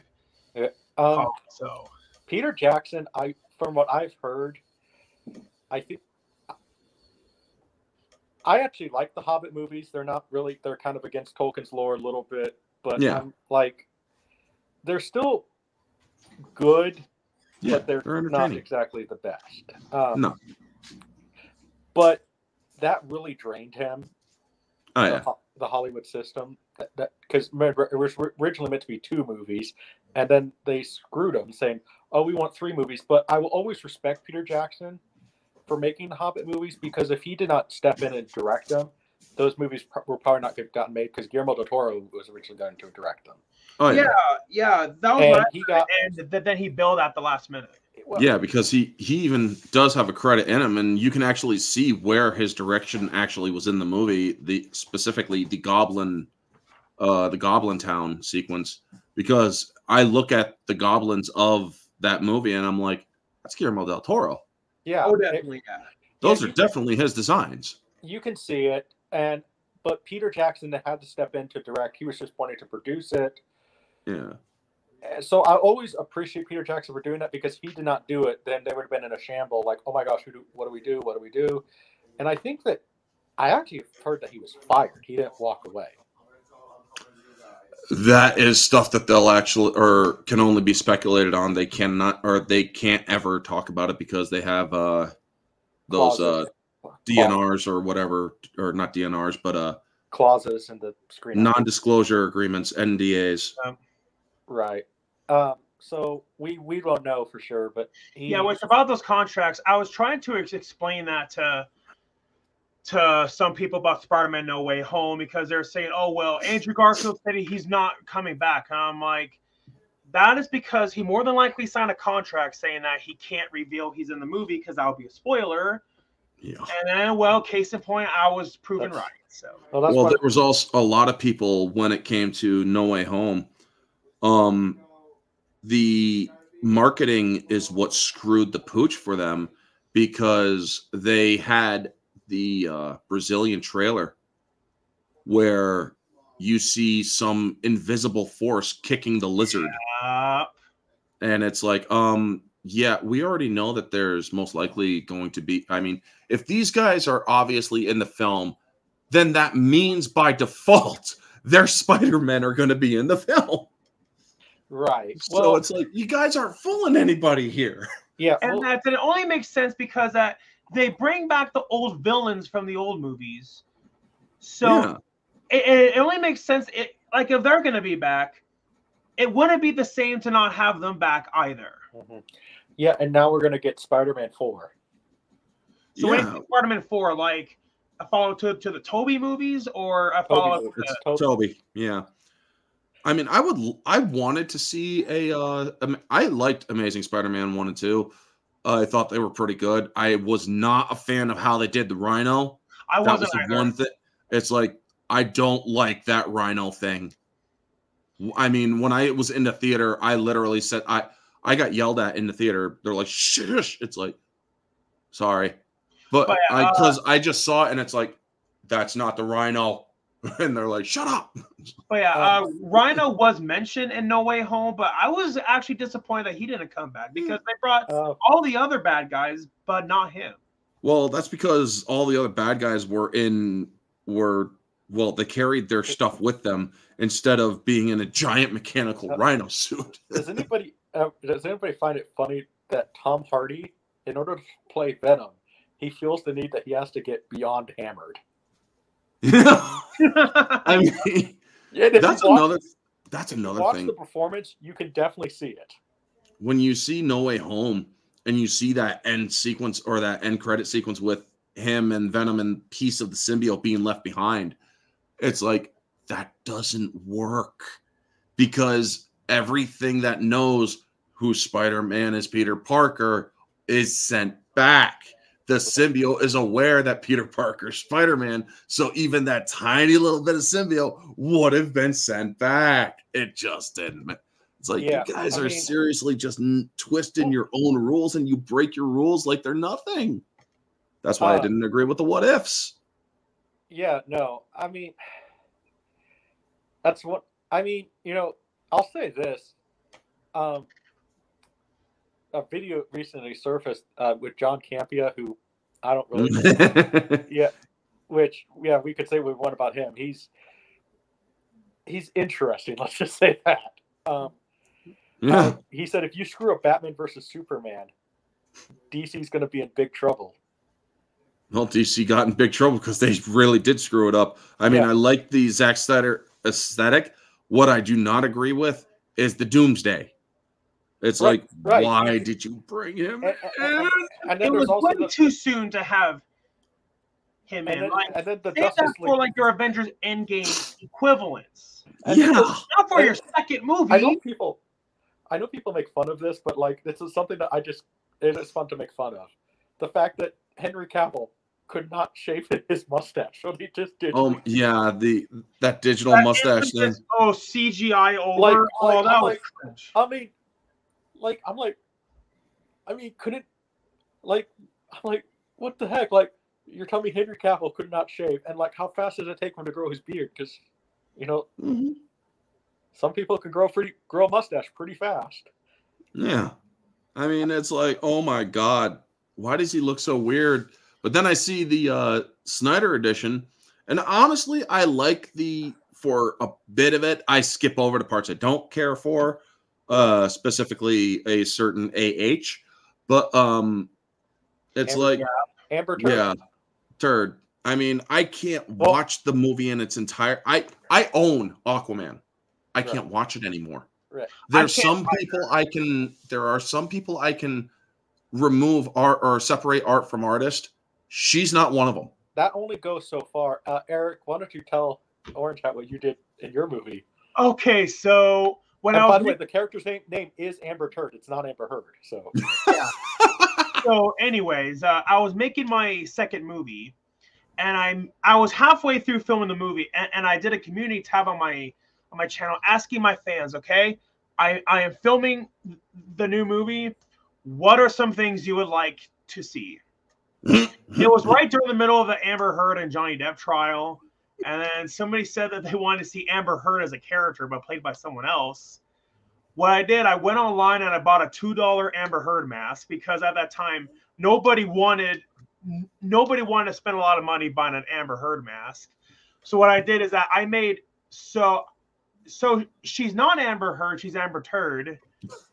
And so there's a fight scene between her and Arnold Schwarzenegger, and so Arnold Schwarzenegger shoots her down, and then he says, "Hey, Emma, vagina jokes are not funny, period." And then he shoots her in the vagina, and then at the very end, it's revealed that because Arnold shot her in between the vagina, her vagina then became a portal. Oh my god! So Eric's movies, it's things that piss me off. It's based on his most popular YouTube series. Well, my second most popular. Yeah. Hold on here, folks. Watch the movie. I'm getting a phone call, so. Okay, yeah. So. But yeah, so, and then that became the most infamous scene in my movie. Like, that's the one scene everybody talks about now. And dang telemarketers. And so that now became the scene that's most remembered in my movie. His movies are literally Monty Python meets South Park. That's the best way to describe things that piss me off. And you're like, you know. You talk about like little things that tick you off, you know, like say the soda machine stealing your money and all that crap. But he makes a comedy series out of it, and so the overall plot of my second movie is how the reason why fast food restaurant employees are so incompetent is because that the Jehovah's Witnesses actually have organized a huge worldwide mass conspiracy for world domination. I like to mess with people's orders like at fast food restaurants. So yeah. And Junebug, even his aunt, who's a Jehovah's Witness, saw the movie. She did not get offended by it. She thought it was hilarious. Oh my god. She just said she won't tell the elders. Yeah. But no, I mean definitely check them out because they are. I mean, some of those movies are just like, what, Eric? You did the first movie for $50. The second one cost $300, and the one that I'm making now already has surpassed a budget of $3,000. So, and so it's definitely. And then, like I said, this podcast was just a kind of a fluke because you got an interview with Sarah Karloff. Yeah, and then we decided that was going to be part one of an entire series. I just wanted to contact Sarah Karloff because she's somebody who I've wanted to get a hold of since I was a kid. And then earlier this year, early last year, Rico Browning, who plays the Gillman creature from the Black Lagoon, he passed away. So I was like, oh no, all these people who I want to contact, they're not going to be here forever. Yeah. And so I was like, okay, Sarah Karloff is alive still. She's in her mid 80s now. I was like, okay, the time to do it is now. So yeah, so I reached out to Sarah Karloff, and you can definitely tell when watching our interview with Sarah Karloff, you can definitely tell that I was pretty awestruck, because she was somebody who I've known about since I was in the 4th grade, and here they are right in front of me on a computer screen, and I'm talking to this person. So hey, Eric, maybe we can reach out to George Lucas for an interview, right?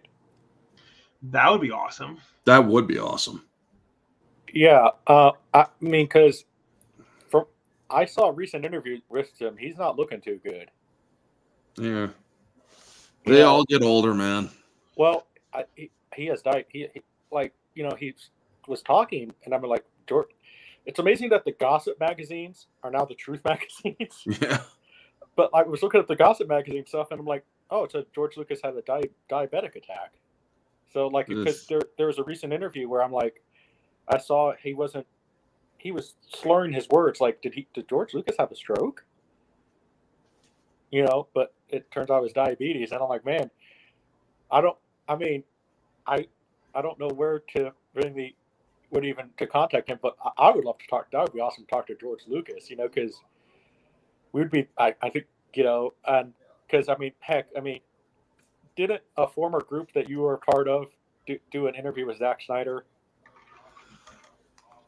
I was never a part of that group. I didn't have any affiliation with that group. I followed that group, but yes, they did have an interview with him.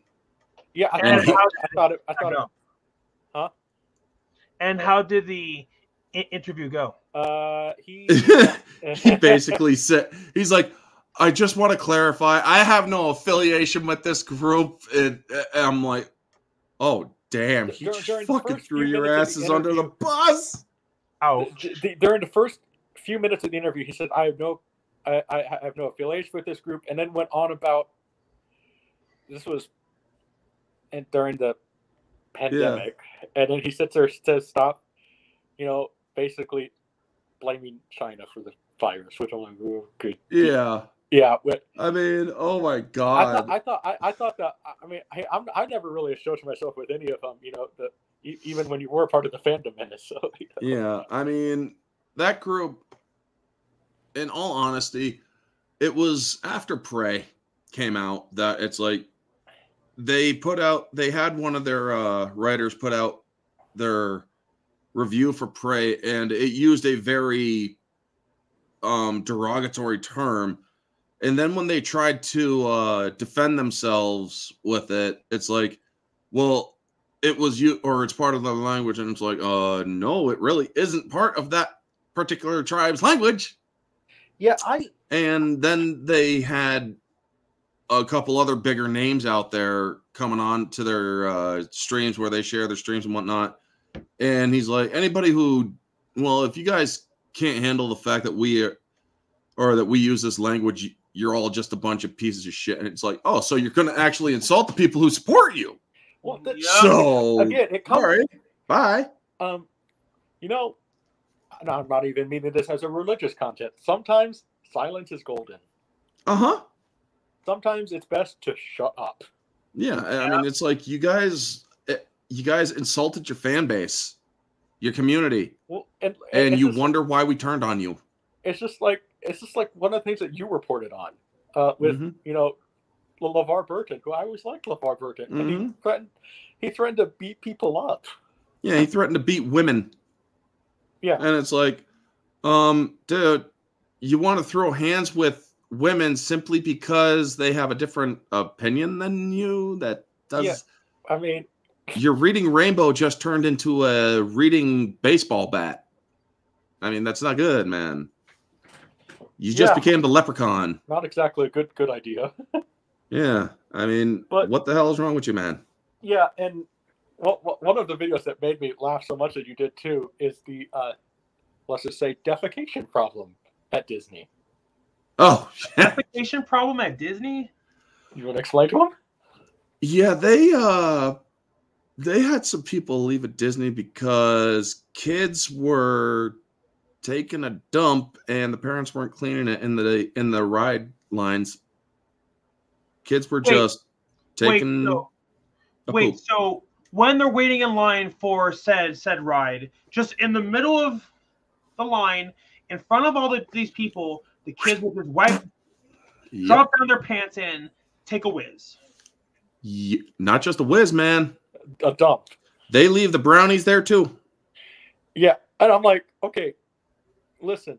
I've been covering Disney extensively. When I heard about that, it's like, oh, you better believe I got a video coming on that one. I mean, so Disney's basically San Francisco. Yeah. Holy crap! Disney basically emulates San Francisco. Yeah, that's disgusting. Yeah, it is. It is. Well, listen. I mean, it just reminds me of that. Okay, has anybody seen the picture? It's of Patrick Stewart, and it's him holding a condom, and he sits there, says, "Please do not try on in store." Like, who did this for this to be a thing? I mean, yeah. Who did this? That's why a lot of people are like, I was told one time that I was a king of useless information. And I'm like, I mean, sure, maybe to you, but believe it or not, when I talk to people and some of them actually do listen, and when they start paying it, or if I can actually put what I am telling them in their head for them to actually think about later, I've done my job, because they actually will think about it. And if they come up to the same conclusion or not, that's fine. But I at least would like them to be aware of what goes on with these things that they are blindly supporting, Disney. Well, I always did like that about your channel. You're always, I mean, as your catchphrase is, stay humble. You know, you're always humble and honest. It's actually because of that certain group that we were talking about. Right. And certain member of that group. Yeah. But yeah. You're always honest. You always stay humble. And, you've said that you've had YouTubers that grew faster than you. Mm-hmm. And then they started to be, I guess, let's just use the elf term. They decided to be a bunch of cotton-headed ninny muffins. Yeah, they let their egos run wild, and when you forget your foundation, which is the people who supported you from the ground up, and you tend to just be like, okay, I'm a bigger name now, the heck with them. I'm sorry, when I told people, if I get 1,000, or if I hit the 1,000 mark, people with less than 1,000 subs will be invited onto my stream before I have anybody above 1,000. Right. Well, and I've kept to that. Yeah. Well, my YouTube is just interesting because, it's very interesting. I just pretty much blurt everything out sometimes, and the guy who has, I always joke that I have somewhat of a censor, but sometimes that just goes out the window. But yeah, my filter goes out the window a lot too. Yeah, but at least with this, that's why I always sit there and tell Eric, hey, these reviews for me, not Eric, because Eric is about to get into SAG, so. Oh, yeah, nice, dude. It's an interesting story. So while making the movie I'm making now, me, Junebug, and the 406 boys, we have the philosophy: go big or go home. Mm-hmm. So I thought, hey, contact a famous person. Junebug said that I should go on IMDb Pro for that, so I did. Mm-hmm. Calling agent after agent after agent. A lot of them were telling me no. But then finally I landed somewhere. Does the name Kane Hodder ring a bell? Oh, yeah. Jason. So I reached out to his agent, Jody Fox. She was the second to the last person who I contacted. And she seemed very interested because Kane has been typecast doing horror films, while the movie making now is a comedy. Hey, just real quick, Eric, sorry to interrupt you. My mic is going to be off, and so is my camera. I'm going to have to go wait for my pizza to show up. So. Okay, that's fine. We'll talk. Yeah, we'll talk. Yeah. So, anyways, she was by far the nicest one because a lot of agents were just telling me either, sorry, kid, I can't help you, or a lot of agents, they just wanted money. And then she was the first one where she didn't ask me how much am I going to pay Kane. And then she was like, okay, legally, Kane Hodder can only do unionized productions, but however, I'm going to give you the contact information for the Screen Actors Guild so that your production can become a union production. So yeah, so Judy Fox pretty much handed me the keys to have a career in film. So yeah, if it wasn't for me taking that risk, that would have never happened. So hey, good on you, man. Yeah, I like that right there made my whole entire year of 2023. I mean, it's like, hey, like you said, you went big or you went home, and you're not going home, you're going big. Yeah, definitely. Yeah. And whenever I tell people, you know, in my area about that situation that happened, the first thing people tell me is, Eric, you're going to become famous. Right. But yeah, that's the first thing that people tell me. And, you know, if I do become famous, then that'll be fantastic. But hey, man, you got the first steps down. So you took the first steps. But if I do, I don't want to be one of those famous people where they have the fame get to their head and then be jerks to their fans, because if it wasn't for their fans, they would not be where they're at now. Because bottom line is, if you don't have your fans, you're not going to have a career that's going to pay for the bills. And so that's why you sign every autograph and you connect with your fans. Yep. You know, make sure that every fan of yours is satisfied. Well, exactly. Remember what I told you Alfred Hitchcock said. Yeah. So Alfred Hitchcock said, respect your audiences because they're the ones paying to see your film. That's something that the current Hollywood needs to start doing again. Yeah, right. And that's one of the things I really appreciate about the Sonic movie with that god-awful design. Oh, yeah. They easily could have said, oh, yeah, well, screw all of you. You just don't appreciate our art. Instead, they listened to the constructive criticism and they actually changed it. Mm-hmm. He's like, I hear you. We're going to fix it. It's coming out a little later, but it's coming out right. Although, come on, there's a part of you that, like, I would love it if they just released it and then call it the crappy cut. Thing is, the way my mind works, I can actually watch the movie from the first trailer. I can literally grab the information, keep it up here. I can watch the actual movie and see it in the original design that they picked. Yeah, which that's one thing that, like, I mean, Eric and I have talked a little bit about it. That I actually think that in the actor's contract, even for SAG, they should have a clause saying your job is to discuss the film on your social media and the film only. Like, I'm just going to bring it up, you know, because like the whole Gina Carano and Pedro Pascal thing, I'll just leave it at this, basically. Yeah. You know, in my opinion, both of them should have gotten fired because you know, their job should be to promote the movie. Now, I'm not saying I disagree or agree with any of them, but, you know, your job is to promote the film and your brand as an actor or whatever. That is very true. So, and I agree there too.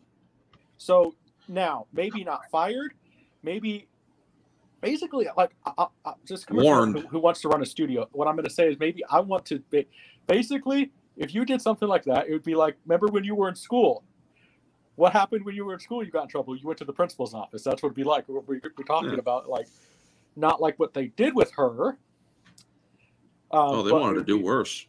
yeah, it would be like okay, well, we're going to talk about it, like, okay, maybe don't do it this way, but do something like that, because there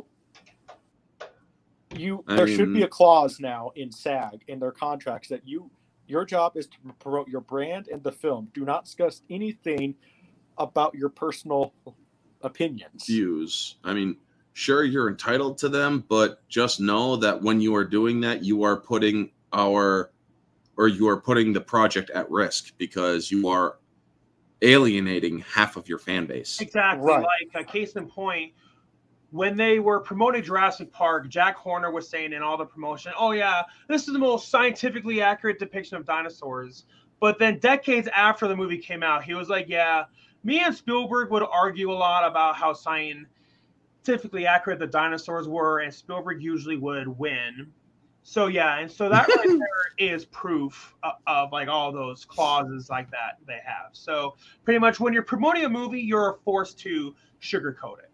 Yeah, and then we found out that velociraptors were 3-foot feathered birds, essentially.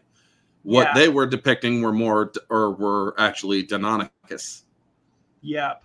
But I mean, to be fair, back then it was for CGI, from my understanding, it was easier to do the scales than it was to do the feathers at that time. Yeah. Back then, that was actually ILM was doing top-notch work in the 90s. And when they did when you take a look at the Tyrannosaurus scene where she busts out, that looked real. It did. That did not look CGI. That did not look like a CGI. That looked like something that was actually on the screen. Yeah, and it's incredible that it still looks that damn good 30 years later. Now, the only bit of CGI they say is I think is outdated, in my opinion, is when you first see the Brachiosaurus. That's the first a little Brachio, yeah. To me, now that is outdated, but everything else, I mean, you see, pretty good. Compare the same character, female Tyranno from Jurassic Park, because she's actually in Jurassic World. Yeah, she's the one that fights against the Indominus, yeah, the I-Rex. She comes in and roars at the I-Rex, and I'm like, that is some crappy CGI. And then I see from 30 years prior, or 20 to 30 years prior, and it's like, that's some pretty good CGI. What's the problem here? Exactly. And well, the fact that, like, I think one of the things that Hollywood should definitely do now, after seeing Godzilla -1, go hire those guys. Yeah, because that was done with a budget of $15 million, from what I heard. Less, or less than $15 million. 7 to 8 million. And it looks that good. Yeah, that looks better than any of the Jurassic World movies. I mean, I've seen Godzilla -1 a few times, and I will say this: certain scenes, very, very good CGI. Other scenes, it's a little bit lesser, but my God, it's still good. I would say it's good. It a little less, but like it's weird. Like your brain registers that it is CGI, but it looks good enough where like you can kind of sit there and say, okay, it doesn't take you out of the movie. Yeah, I mean, when I saw the teaser where it's just Godzilla coming down on the train, I'm looking at this, and where you hit the comma or the period on your keyboard to go frame by frame, forward and back, and it's like click, click, click, click. I'm not seeing a flaw here. So I literally did that before I did the video, because it's like I'm gonna do a reaction, and it's like I'm not seeing a freaking flaw here. Have we finally got to a point where I am seeing a movie with perfect CGI? Right. Well, yeah, I want to see the black and white cut that they're talking about doing. Yeah, I do too. They're going to do a black and white, but I want them to put a filter on it that gives the skippiness or the graininess of an actual film. Yeah, exactly. They have to put a grain filter on it. Yeah, and Right. before Godzilla minus one came out, I would hear so many people saying, "Oh, Godzilla movies can't have compelling human characters." I'm like, go watch the original Godzilla from 1954 and watch this. I mean, Godzilla Yes. minus one definitely proves that yes, that you can have compelling human characters in a Godzilla movie. So I never want to hear that fallacious argument ever again. Yeah. I am another pizza finally arrived.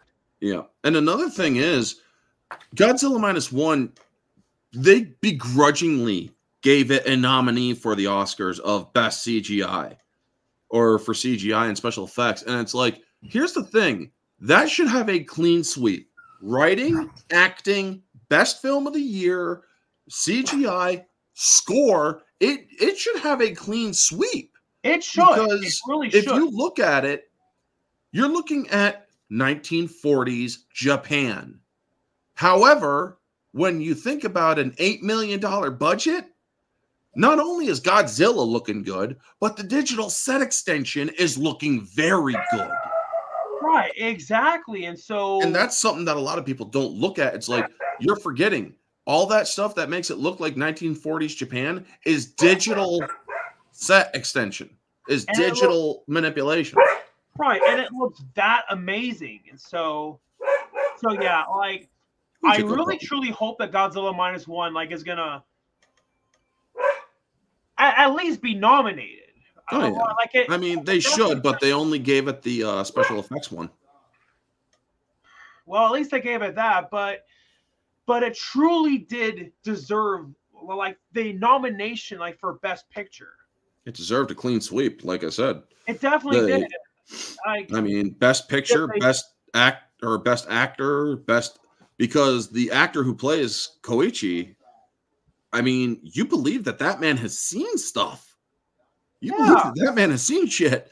You believe that this man is truly in the midst of PTSD, where he has seen this giant monster killing people around him and then waking up in cold sweats every night and be like, oh my God, this dude is seriously terrified of life. Yeah, definitely. And for all of last year, I was saying that either Guardians 3 or Across the Spider-Verse were the best movies of last year until I saw minus one. I'm like, okay. I haven't seen either of minus one definitely was the single-handedly best movie of last year. I had to, the only way that I was able, because hey Junebug, can you put your dude, mute your that dog is killing us, man. No offense, if he can even hear us. I don't think he's close to us to hear it. I love dogs, but it's so do I. But it's like, dog, shush, sit, quiet, stay. I mean, have you ever heard of The Mentalist? Yeah, right? Have you ever heard of The Mentalist? The show The Mentalist. Right after I say that. Yeah, I know, right? The show The Mentalist has, or have you ever seen it? I have not, no. Oh my God. Simon Baker is great in that movie, or in that show, as well as the cast in it. The redhead who played Grace Van Pelt. I can't remember her name. It's escaping me right now. But there is a scene where this dog is just barking up at her while she's trying to talk with the dog's owner. And so she just goes, and the dog's like, and just sits down and shush. It's just such a great moment. But yeah, I can imagine so. But yeah, so people are even saying that Godzilla minus one is the best Godzilla movie ever made. It's definitely up there. And now people are debating if it's better than Shin Godzilla. I feel like it is better than Shin. However, if it wasn't for Shin, it wouldn't be as good. It wouldn't be better. Exactly. So yeah, Shin Godzilla, I really did enjoy that movie, but I feel like minus one definitely did have a better main human character. Definitely. I mean, if you look at Shin Godzilla, the scene where he's in his final form and his tail goes over the city, and you see the people looking up, and you see that tail. It's like, man, that's a pretty good that's a pretty good animatronic tail or a puppet tail. That's not a puppet. That was CGI. Yeah, Shin Godzilla. I mean, I had a lot of nitpicks with it. Just it was made as a political satire on their government. Yeah, I do appreciate that, but like, I guess I guess I need to rewatch it again, probably. But like how about that one moment where they said, "Oh, the monster's not going to come on shore," and then the very next shot, it's on shore.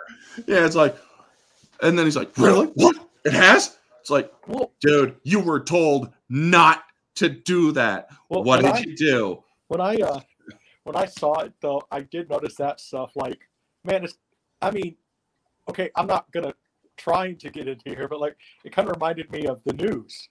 Like, he's not gonna do anything, and then he did it. And there's the scene where Kamada-kun, which is the first version of him, when he comes on land. I wish I had editing equipment because I would play that scene, but I'd be like, existence is pain. I can't stop bleeding. What if this hurts? It burns. It freaking pain. I mean, because he's literally bleeding from his gills, walking and crunching over things, knocking over buildings. And it's like, oh my God, it just freaking hurts. I mean, when I was talking with my friends on doing that, or when we did the Shin Godzilla discussion, I did a joke where it's like, what if Godzilla, when he was entering Ginza, was just looking for some cold medicine because he had a really bad cold, and so when he's like, oh God, I feel this tingling up my spine, and then you do the freaking atomic blast, and it's like, oh my! And when he sees it and he's looking up and he does that roar. He's saying, fuck, because he's like, I keep blowing things up by accident. Right. Reminiscent to the book of the wolf's perspective of the three little pigs. I definitely love Godzilla's design in Shin Godzilla. Yeah. It looked very scary. But yeah, -1 is pretty much like a mixture of the Heisei era with the MonsterVerse. Oh yeah, that's one of the things I noticed immediately was the crested head, where it looks like it has almost like a crown over its head. And it's like, oh my God, they went old school with this look, but it's also kind of a mix with Godzilla from the MonsterVerse body wise a little bit. Yeah. The back scale or the back fins are unique. I don't think I've ever seen that exact thing before. So I like how they did the hybridization. Plus, there's also that meme where it shows MonsterVerse Godzilla looking up at, I believe they call it Reiwa Godzilla now or Reina or something like that, which is -1. And it's like, you need to chill, dude. And I'm thinking to myself, that is pretty hilarious. But have you guys been checking out the MonsterVerse, or not MonsterVerse, but Monarch show? I've been wanting to, but I haven't yet. Well, I watched the first 2 episodes, ironically, on January 6th to celebrate Christmas. I watched the first 2 episodes, but because that's the only place I could get Apple TV. The first couple episodes, very good stuff. The third episode, it's like, okay, you're getting a little bit off. It's a progressive downhill. I'm not going to say it's bad. It's entertaining. Don't get me wrong. It's entertaining. But now they're messing with lore in such a way that you are literally screwing with the continuity of the MonsterVerse. You've all seen 2014 Godzilla, yes? Yes, I did. Unfortunately. The beginning, the Lucky Dragon, or Bikini Atoll Lucky Dragon operation. I can't believe that Godzilla 2014 is going to be turning 10 years old in a few months. I feel old. Yeah. Well, yeah, he's now turning 54 to 24. He's going to be 70 years. Godzilla is going to be 70 years old. But and MonsterVerse is going to be 10 years old, but they screwed up the continuity with that scene, because as you see him rising out in the beginning of 2014, well, they do that scene, or they do their interpretation of that scene where he's just comes up out of the water and looks at the nuke before it goes off. And I'm like, your scale's all wrong. Why would you do this? What is the problem with people and not being able to keep continuity? Because it's not really a spoiler, because they do have the Lucky Dragon sequence. He comes out of the water and looks at it, and he's 150 feet tall. He's the size of -1. When if you look at the one in 2014, he was huge. He's freaking huge next to that damn missile. And it's like, well, they only showed it on camera, so there's a chance. No, it's like, no, if you go frame by frame of 2014, like I have on YouTube, they show the boom, and then the split second later, they show the reality of it, which is the same scene in the camera. So yeah, you have no argument. You screwed that scene up. So it's like, you really should have thought about it before you screwed it up. You know, I mean, it's only getting weirder now, because this Friday, I'm gonna watch, and I'm gonna do an entire review of it when it comes, or after I see it. But oh my god, as much as I like some of the sequences, and I like Kurt Russell and Wyatt Russell, they're the best part about it.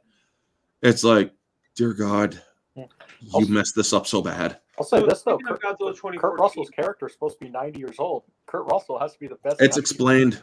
It's explained in the last episode that they just had. It's explained. Well, he looks pretty good for 90 then. Yeah. Oh, yes, he does. Too. But yeah, what are your thoughts on the 2014 movie? Were you disappointed by it, or what? I've been a Godzilla fan since I was 3 years old. 2 years old for Star Wars, 3 years old for Godzilla, because I saw the 56 Americanized version of 54 with Raymond Burr. And years later, I would eventually see I would get a DVD with both versions, on one side of the disc and the other on the other side of the disc. And so I watched both versions again, and it's like, oh my gosh, this is great stuff. And when I saw 2014, I took my dad to see that, because my dad he was born in 56. And, the first Godzilla movie I saw was the 56 Americanized version. And so we saw the 2014, and I'm like, where's Godzilla? Oh, finally, there he is. Okay, good. Where's Godzilla? Oh, finally, there he is. Okay, good. Oh my God, why is he only on screen for like 10 minutes? And then I hear later on, Gareth Edwards, yeah, we wanted to go with less is more. It's like, you turned Godzilla into less is more? Dude, I love Godzilla, and this is why I hate you. Yeah. I mean, don't get me wrong, I do like the movie. I like the movie. But when you when you do the less is more approach with Godzilla in a movie that is titled Godzilla, that's never a good thing. Yeah. I actually do like it. I like it, but like I do have nitpicks with it. Same here. Know, and everything else. Heck, I even, I know like a lot of people don't like it, but I even like the 98 version. I actually have and own the 90. I recently acquired the digital medium for it, and I thought it was pretty decent. It's like, hey man, I like Zilla.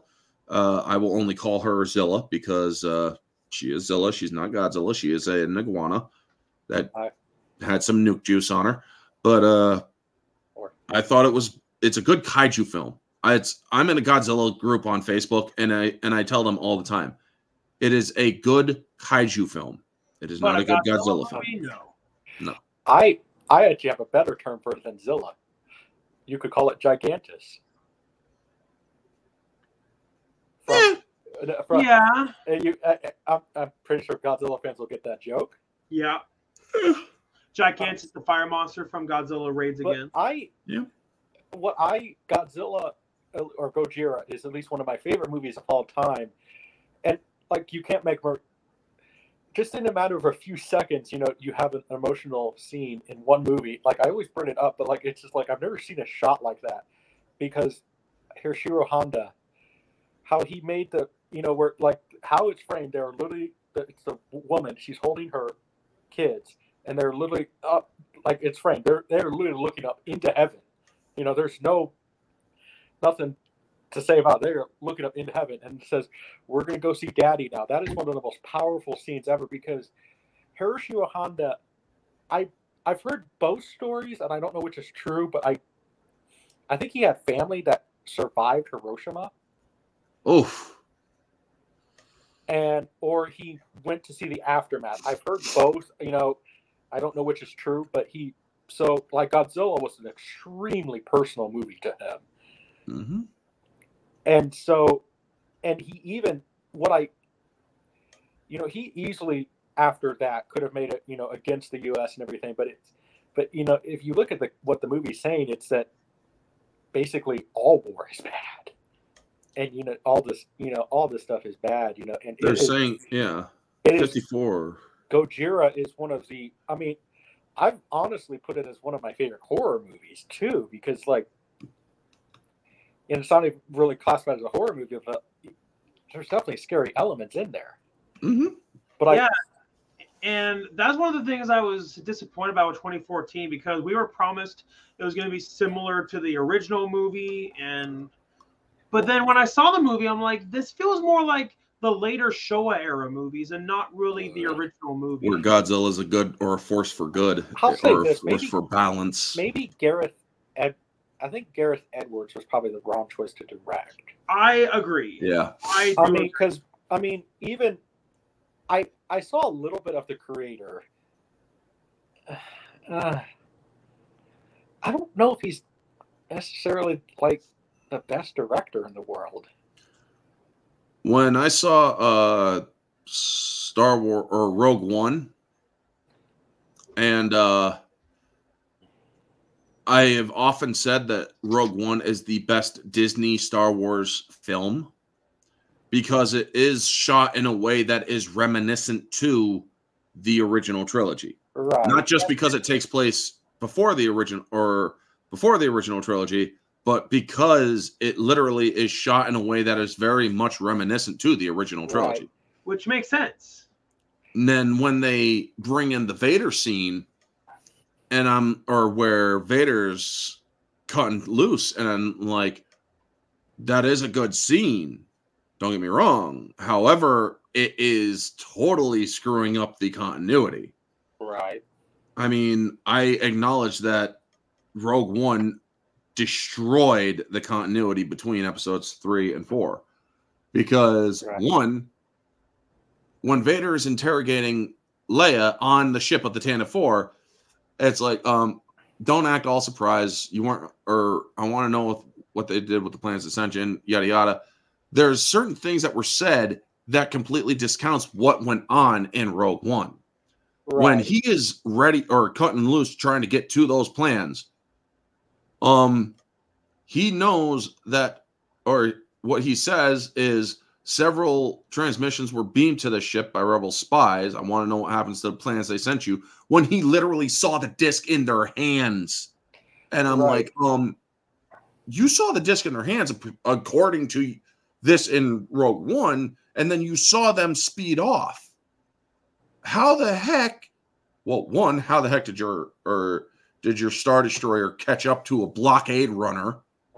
So that's kind of suspect. But a lot of people will say that, the Vader scene is so cool. But here's the thing, that if they knew the truth of who was behind the Vader scene, chances are they wouldn't see it as, so great, because it was Kathleen Kennedy who opted to have that scene put in. Right. And I'm like, well, then I will give credit where credit is due. As much as I think she is terrible for Star Wars, she made a good decision once. Yeah. And Well- yeah, and she was responsible for hiring Ryan Johnson, right? She was she was president of Lucasfilm. So yeah, so you really truly can blame the downfall of the sequel trilogy on her and not really necessarily on Ryan Johnson. Yeah, Ryan Johnson made some questionable decisions, but ultimately it was on Kathleen. Well, She's somewhat responsible. She is very much responsible. I agree with you there. However, he was making directorial choices that that even Mark Hamill disagreed with. Mark Hamill did things against his wishes during takes, like winking to C-3PO. He's like, or he wanted me to just go by and ignore C-3PO. No, C-3PO is his friend. He would acknowledge him in some way. right. I mean, I don't know. The only thing I did not like about Rogue One is I'm a huge fan of the video game Dark Forces, and to me, Jan Ors. Dark Forces would have been a better movie because that would be literally Die Hard in the Death Star. Mm-hmm. And I personally would rather get Die Hard in the Death Star than that movie, because like you could shoot that movie for super cheap and it would easily make a profit.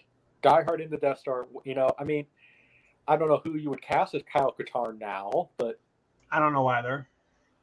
maybe Clive Owen, maybe because he kind of looks like Clive Owen's too old. Maybe back then, or maybe back during the days of the first Bourne movie, he would have been perfectly cast. But Yeah, he's too old now. Yeah. Clive Owen, I actually was saying that Clive Owen actually would have made a good Bond, like he was early the second. 2000s. He was the second choice, but the only reason Daniel Craig was hired, and this is stated by Barbara Broccoli. If you see her in interviews, she goes goo over Daniel Craig. So it's pretty obvious why she casted Daniel Craig, because she had a crush on Daniel Craig. I'm sorry, but Bond peaked with Brosnan. But my favorite Bond is always going to be Connery. Oh yeah, well, and then even then they sit there and did all sorts of other stuff to. I didn't watch any of the Craig films. I couldn't watch any of them. I Oh, just yeah. had no interest. My Casino problem Royale was with good. Craig, he lacked the suaveness, and that's what I thought Pierce nailed perfectly. Pierce nailed the suaveness, Well, and yes, Daniel Craig nailed the badass aspect of the character, but the suaveness I felt lacked. I mean, there was a scene in what was the second one of Brosnan? Not Die Another, or Tomorrow Never Dies. Yeah, it was either it wasn't. Was it Tomorrow Never Dies where he then Tomorrow Never Dies, then it was The World Is Not Enough, then it was Die Another Day. Another Day. I think it was World Is Not Enough where it's the woman that was that was a villain in there. World Is Not Enough, yeah. Yeah. When he yells at her to call off the sub and whatnot, it's like, damn, this dude is actually willing to, or it shows that Bond is willing to kill a person he cared about in order to get the job done. Yeah. Because he kills her. In cold blood. And he kills her because she's told Renard to dive. Right. The sub. And it's like, well, fuck. All right, fine. Boom. You're gone. Yeah. I will say this though.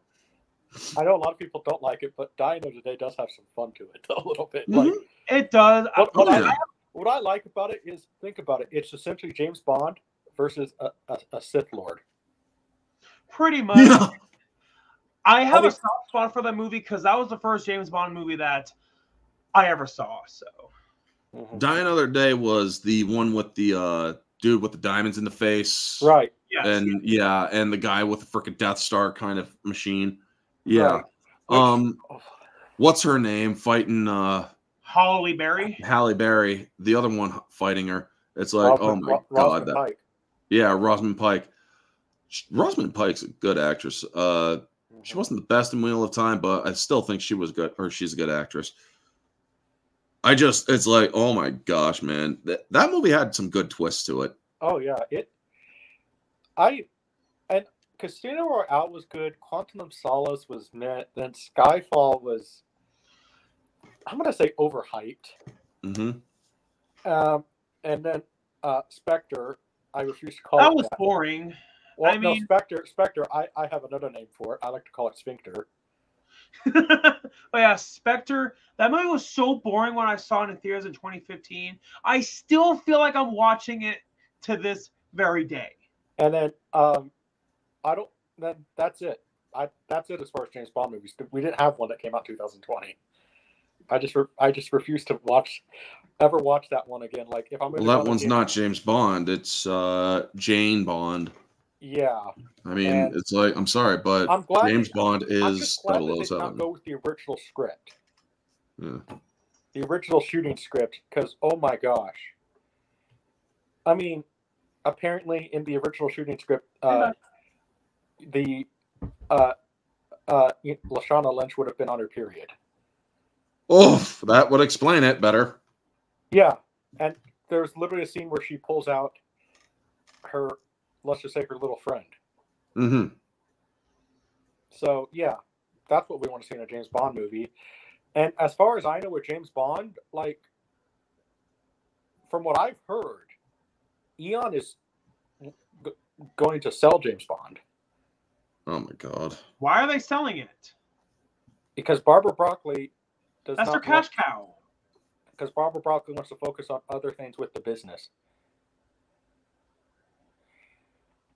But that's their cash cow. No, I mean, I will say this: there have been some diamonds in the rough when it comes to entertainment in the last few years, specifically Ghostbusters or the real Ghostbusters 3 that came out. Yeah, Afterlife. I can't. Yes, that I saw that in theaters. I can't wait to see the new one. Yeah, the Frozen Empire. Yeah. That looks really good. I will say this, I know people are complaining like, oh my gosh, like it's like people are just being like, it's just just basically nitpicking with it. Like I know a YouTuber who Eric and I did not like it, called it the Force Awakens of Ghostbusters, which I'm like, oh my gosh, dude. Why? Because they rehashed Gozer?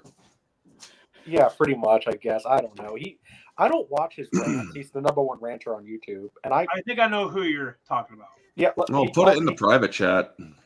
I mean, I'll say it. I mean, because I'm mutual friends with all of them, but it's Rambo Raph. Oh, never heard of him. Well, no, wait, I have heard of him. Well, he called The Last Jedi the last pink eye. But yeah, so you could call it that now, the last pink eye. I had been expecting to go. Or I have a Ghostbusters 2 mug from Ghostbusters 2 back when they were doing the mass marketing for that one, and I brought it there. And when the movie was just starting to come on, I had to use the bathroom really bad, and I missed 20 minutes of the opening of the movie. I missed the opening Egon scene, and but I was still able to catch the whole movie, or I managed to go home, watch a Jack Sparrow version of it, shall we say? And it's like, okay, so that's what I missed. Very good stuff. And I then did my review, but I also did let people know I missed first 20 minutes of it in the theater. But they're like, dude, then your review kind of is not good for it. It's like, I didn't say that I didn't see the whole movie though. So yeah, but when I saw this movie, man, they got Bob Gunton to play the physicality of Egon. And Bob Gunton is been in Ace Ventura, When Nature Calls as the guy with the bird. He's also been in Demolition Man. He was in Shawshank. Yep, he was also in Shawshank. He was in so many good films. Mm-hmm. I thought he actually did a very good job to play the physicality of Harold Ramis. And when the ending came up, when you see Egon come in, grabbing a hold of the proton pack, it's like there wasn't a dry eye in the theater. And when I don't go to the theaters much anymore, but my small town theater, the one that I went to see movies, I have the perfect seat. It is in the direct middle of the rows of seats, and the direct, like, Right. boom, boom, and boom, like the perfect cross section. Right. Perfect. It's the perfect distance from the screen, everything, man. So when I am able to sit there, it's like I have the perfect scope for it. And when I saw that bit, it's like, oh my God, man. And everybody's like, well, why didn't he talk? It's like, it's better that he doesn't. Believe me, it's better that he doesn't. It is, because it adds more emotion to it. And, you know, what I at least, what makes that movie even work better is, you know, it was actually the last movie that Ivan Reitman got to see in theaters. Mm-hmm. And Before he passed, his son sit there and said, "You did a very good job." Yep. Because he made that movie for his father, who we know now was not feeling the best. He was sick, yeah. And, you know, it's been well documented how they had a very tumultuous relationship. And, like, anybody, I think that I'm going to say this, like, if this makes sense, I'm going to say that movie felt like it was more of a Ghostbusters movie for adults, if that makes sense. It was more for the fans who remember, who grew up with it. Right. And because you know, every kid always has, you always have a very interesting relationship with your father, every son. Yeah. And, you know, you did kind of get that from that movie, that, like, this feels a little personal, and I'm looking forward. I can't wait for the new one. Which, by the way, I think that I did hear this, and I don't know how true this is. You know, the original Ghostbusters, not the '84 one, the original Filmation versions from the '70s. No. Okay, well, the Ghostbusters. There was a Ghostbusters released in '75. I did hear that because of the sex of those movies, because those are public domain. Somebody wants to make a rival Ghostbusters movie, which it's kind of funny watching that, because the Ghostbusters, there's 3 of them. There's two guys and then a guy in a gorilla suit who's supposed to be a gorilla. It's pretty bad. It was made by Filmation. You know, it's one of their only live action things they did. That's why in the '80s they had 2 Ghostbusters cartoons. Remember the real Ghostbusters? Yeah. And then the other Ghostbusters? Yep. So, yeah, I did hear that they want to do a live action version of that, which it's going to be interesting. But I mean, when I saw Afterlife, I said there are 2 things one thing they did right and one thing they did wrong. The thing that they did right was having Harold Ramis not speak, because that would have cheapened it, because they would have had to get somebody from They would have had to get somebody to try to manipulate his voice, and it wouldn't have worked. It just wouldn't have. No.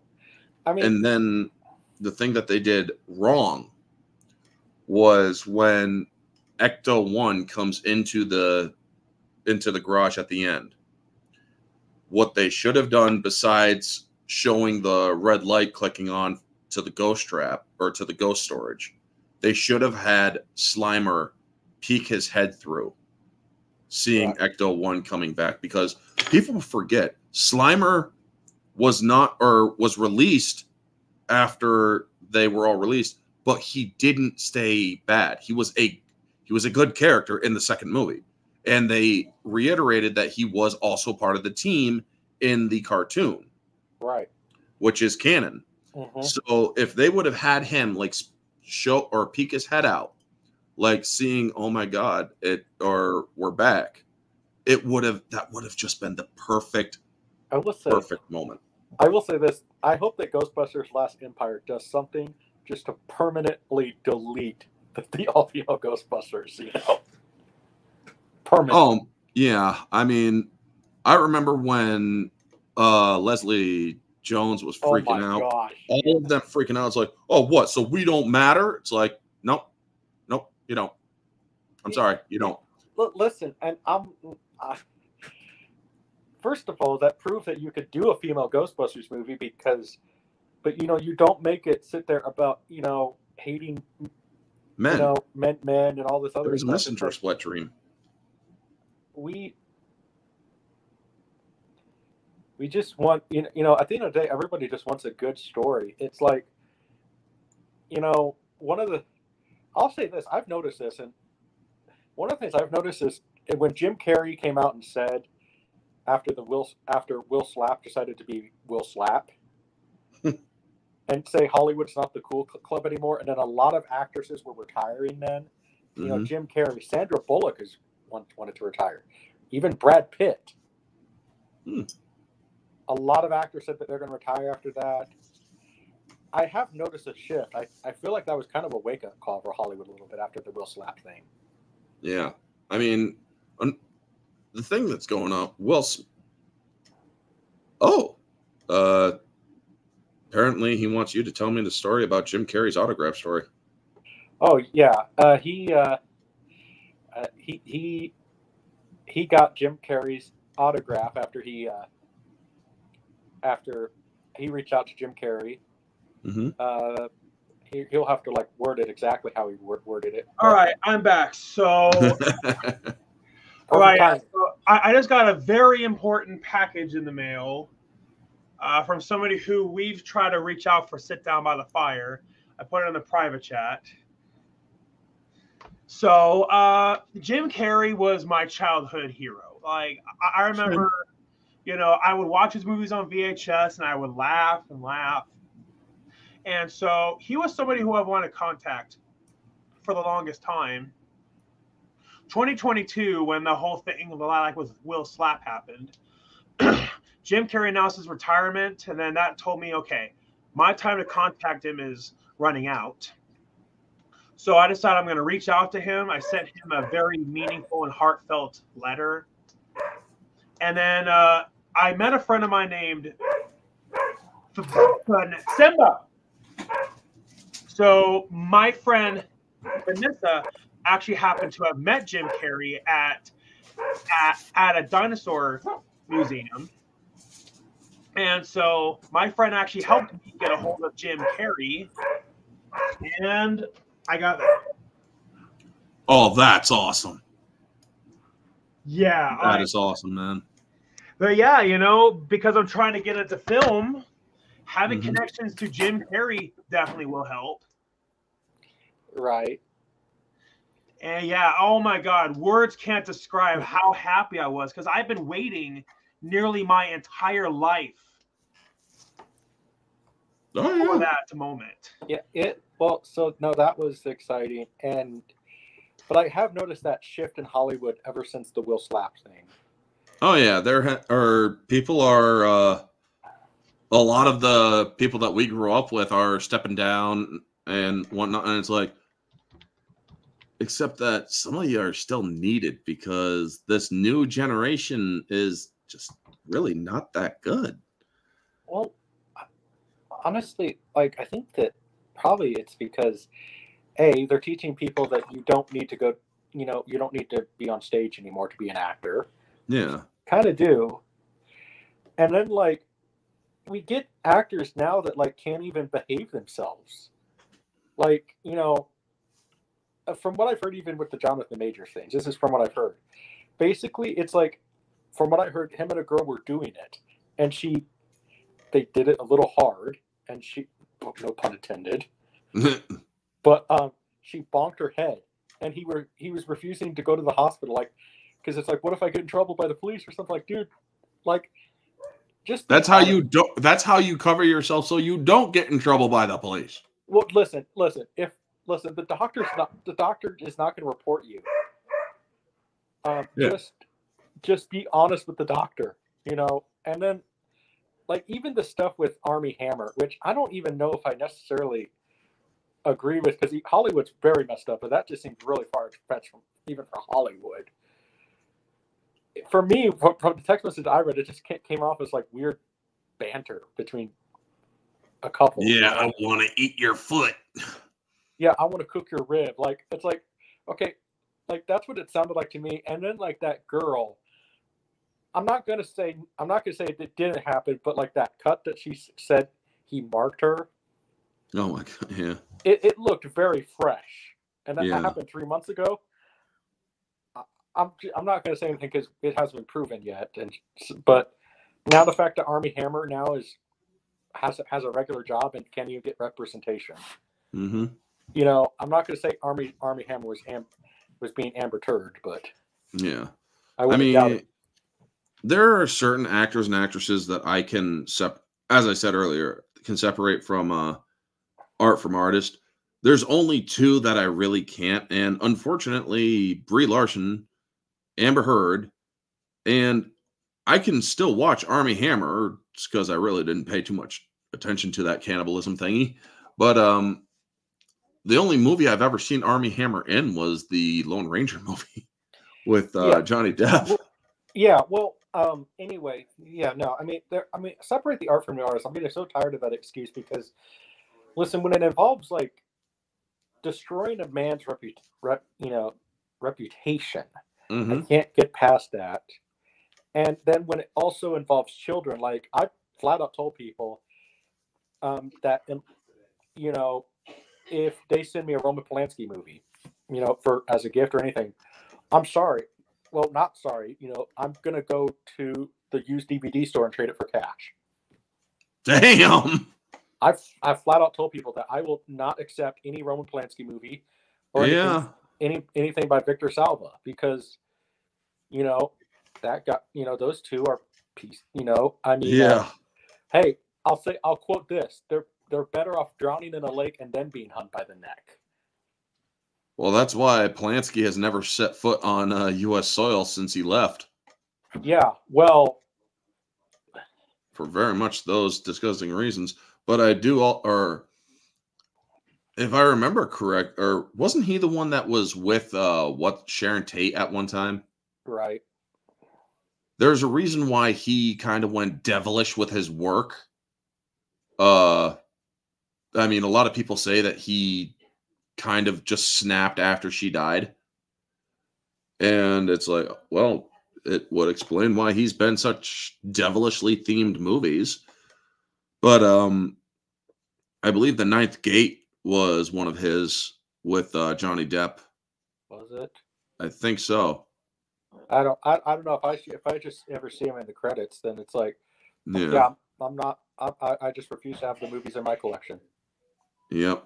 And I'm like, man, what? Or I tried watching The Ninth Gate. I couldn't see all of it, but I'm probably going to revisit. I mean, yes, it is absolutely disgusting what he has done. I mean, I'm not discounting that in the least. Mm-hmm. But it's like, I want to try to watch it to understand the story of it, you know? Right. Well, that's what I'm saying. Listen, what do people do in their personal life, but when it involves children, Yeah. and you do a crime that, you know, is unimaginable to a child, yeah, I separate the art from the artist goes only so far. Yes, it does. And like, you know, I mean, Doctor Strange is almost unwatchable now because of one of the actresses in it. Right. Which I'm like, here's my thing though, because, you know, all of Hollywood pretty much does it somewhat, and unless it is proven, Yeah. then I have to do it. Like the stuff with a guy on Nickelodeon, Dan Schneider, those are just allegations that hasn't been proven yet. Yeah. So, but you know, because in this, despite what former, you know, before Musk took over, Twitter wanted to say, we're innocent till proven guilty. So, yeah, and Twitter or X now, whatever it's called now. Yeah, X. I mean, I've been Me Too'd, so yeah, well, I understand the value and the need for guilty until proven, or innocent until proven guilty, rather. Well, you've been vocal about that a little, and one thing I always kind of said that I respected about you too, because you you talk about it, but you haven't really talked too much about it. But I covered it in that one live stream where it's like time for a serious discussion. Yeah, I tried looking for that. I think at one point, but you got to basically type it out word for word. Orange Hat Reviews, time for a serious discussion. Yeah, but you have definitely. It's just I mean that you've talked about it, but and you've been very always honest with everything that happened in your life, so and I think even if you did get monetized, which you said you don't even plan on doing, really. I actually demonetized myself recently. Oh. Because the monetization process is making it impossible for me to monetize. They're like, they asked for ID to verify my identity. I did that. So now they're like, well, we need you to do it again. And it's like, how many times do I got to do this? But they're like, yeah, well, we need your driver's license in order to verify. It's like, well, I can't do that until my driver's license is re-verified with my current address, because my current address is not the one that's on my driver's license. That's 3 addresses ago. So right. Well, guess there's always. That's why I told them, it's like, I will not monetize until like 2025, because that's when I actually have to get my new license and whatnot. And it's like, just, you know what? I can't, like, I don't know. Sometimes I wonder why Elon Musk just didn't buy. He should have just bought on YouTube instead of Twitter. Sometimes, Yeah. I don't know what he could have. I don't even know a billionaire now that could buy YouTube that would be worthy of buying YouTube, because don't want to give it to Bezos. Yep. Even though I actually do respect Bezos by a story that you told. Yeah. You want to tell that story? It was what is that tabloid rag? National Enquirer tried blackmailing him, saying that they got pictures of his Johnson, and they're like, well, unless you they tried ransoming his dick pics, and so he's like, for the world.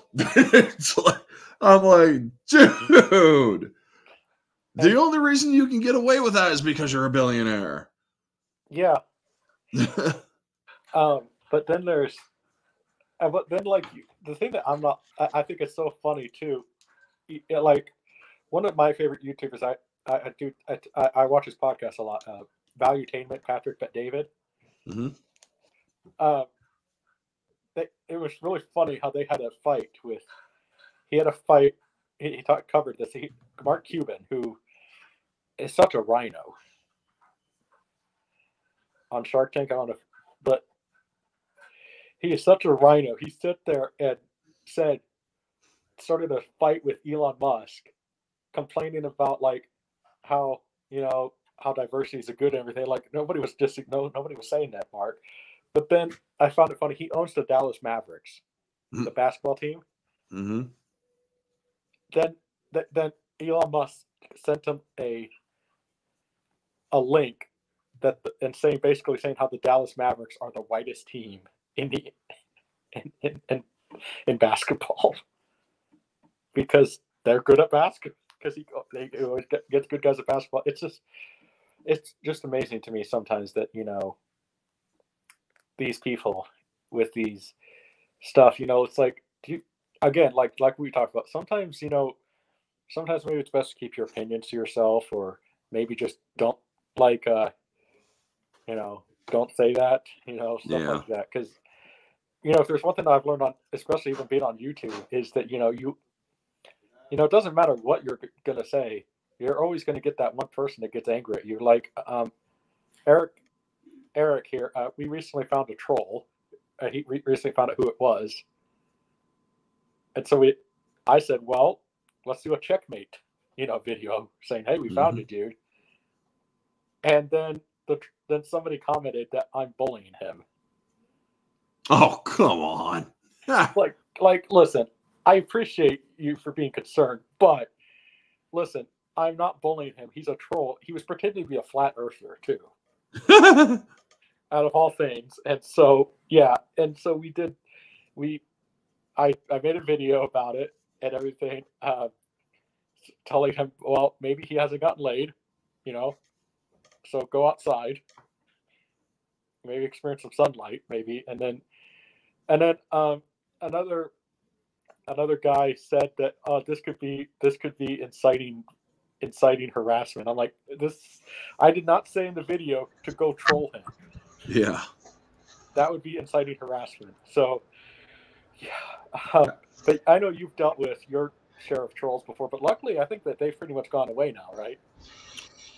pretty much. It was nuts for a while, but I'm sorry to hear that, but yeah, I've had my share of trolls, and even one time when I was live on my channel with Junebug, there were some unfortunate trolls that came and trolled me. So your trolls were especially bad because those trolls, first of all, it was a special kid who has very severe autism. Very severe, like so severe where I try to have a normal conversation with him and it's impossible. Right. Well, but then these trolls troll him, and it's like, dude, you guys are the jerks because you guys are literally. They made a bunch of fake accounts by him and everything else, and it's like. And also on top of that, they even when me and Junebug did a 9/11 memorial live stream, they came and trolled it. They were saying that there were lions on one of the planes. Like, come on, really? Well, and then they started going into the conspiracy route about 9/11. And even if you believe that, maybe don't do it in a tribute video. Yeah, like there's a time and there is a place. Yes. And that, I mean, I don't get pissed off a whole lot, but I was sitting there biting my tongue because I was about to go off on those trolls. Mm-hmm. It's a tribute. It was that the first time I ever got trolls was during the whole lesbian Ahsoka controversy thing back when they were doing that, and it was what led to my Time for a Serious Discussion live stream that I did where I explained all this stuff, and they are in the chat and they're like, or it's like, well, here, I'll send you the link. I'll put the link in the chat for you to come up on here and argue your point as to why you think Ahsoka is a lesbian.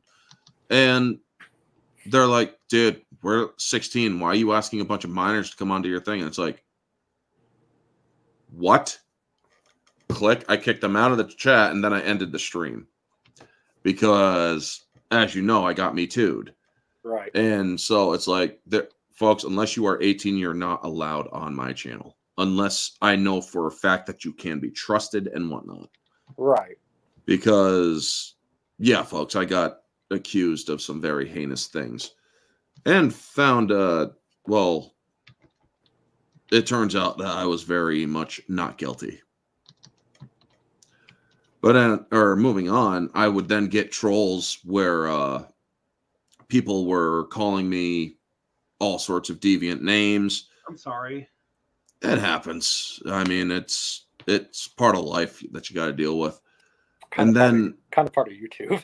Yeah, it is. And then there was the whole thing where I said on one of my streams, if I was a part of the LGBTQ, I guess I would be one of those demisexuals where I'm not attracted to, or it's not really attractive or attraction to physicality, but rather intelligence.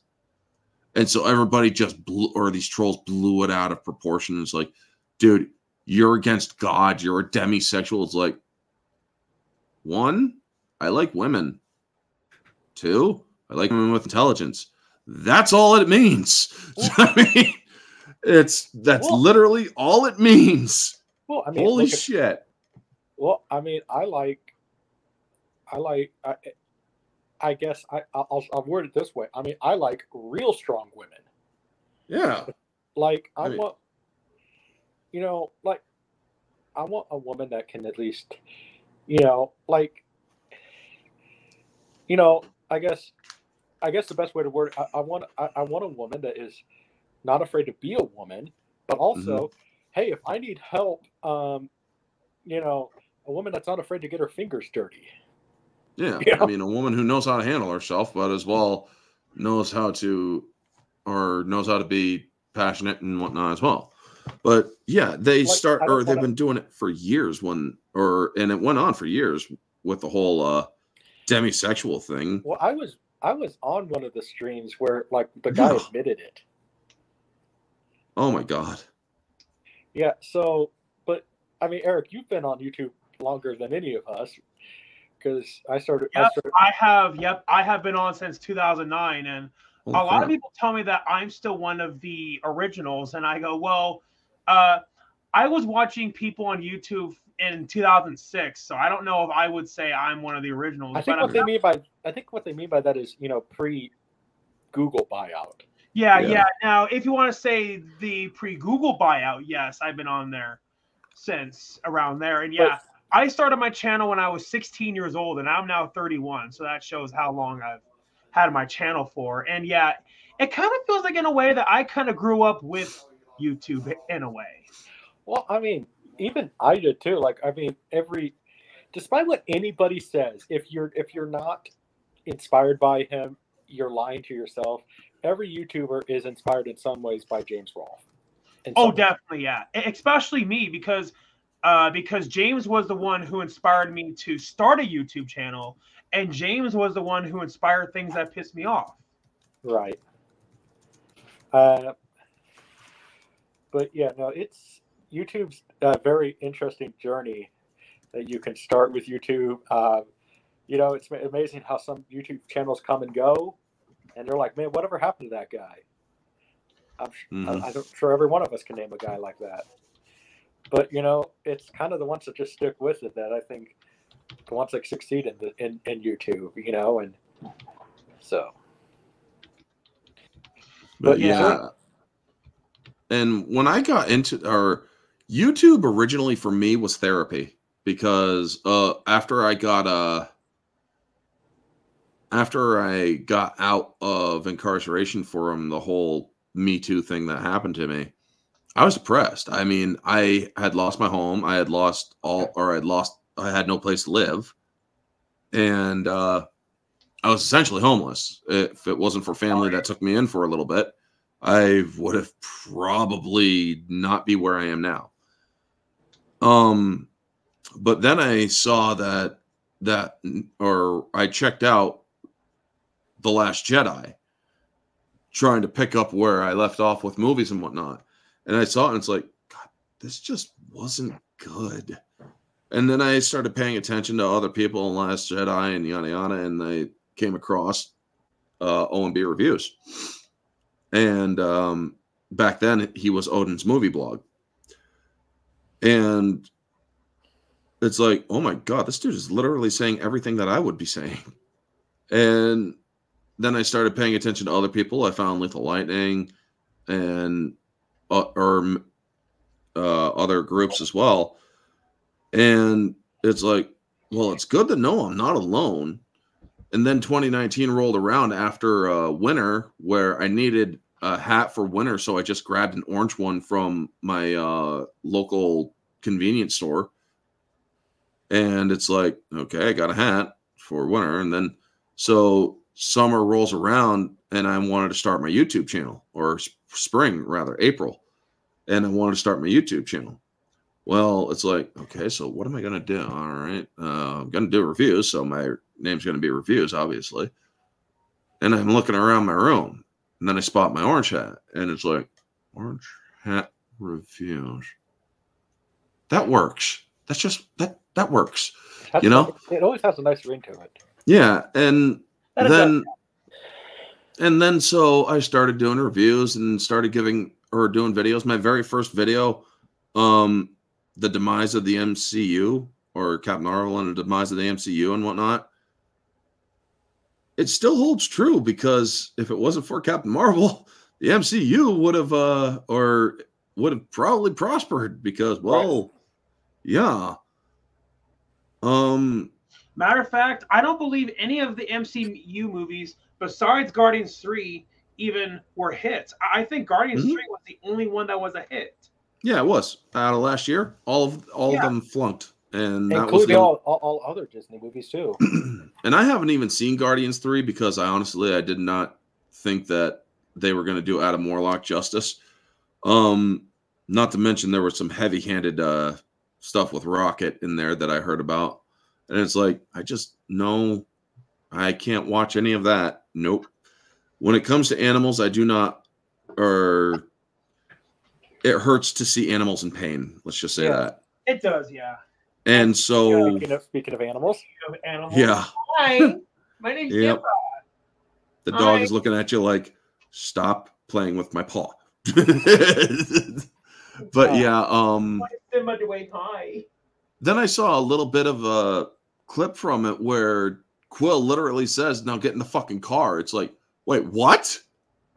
I mean, did he seriously? Is this the first movie of the MCU that's dropping an F-bomb?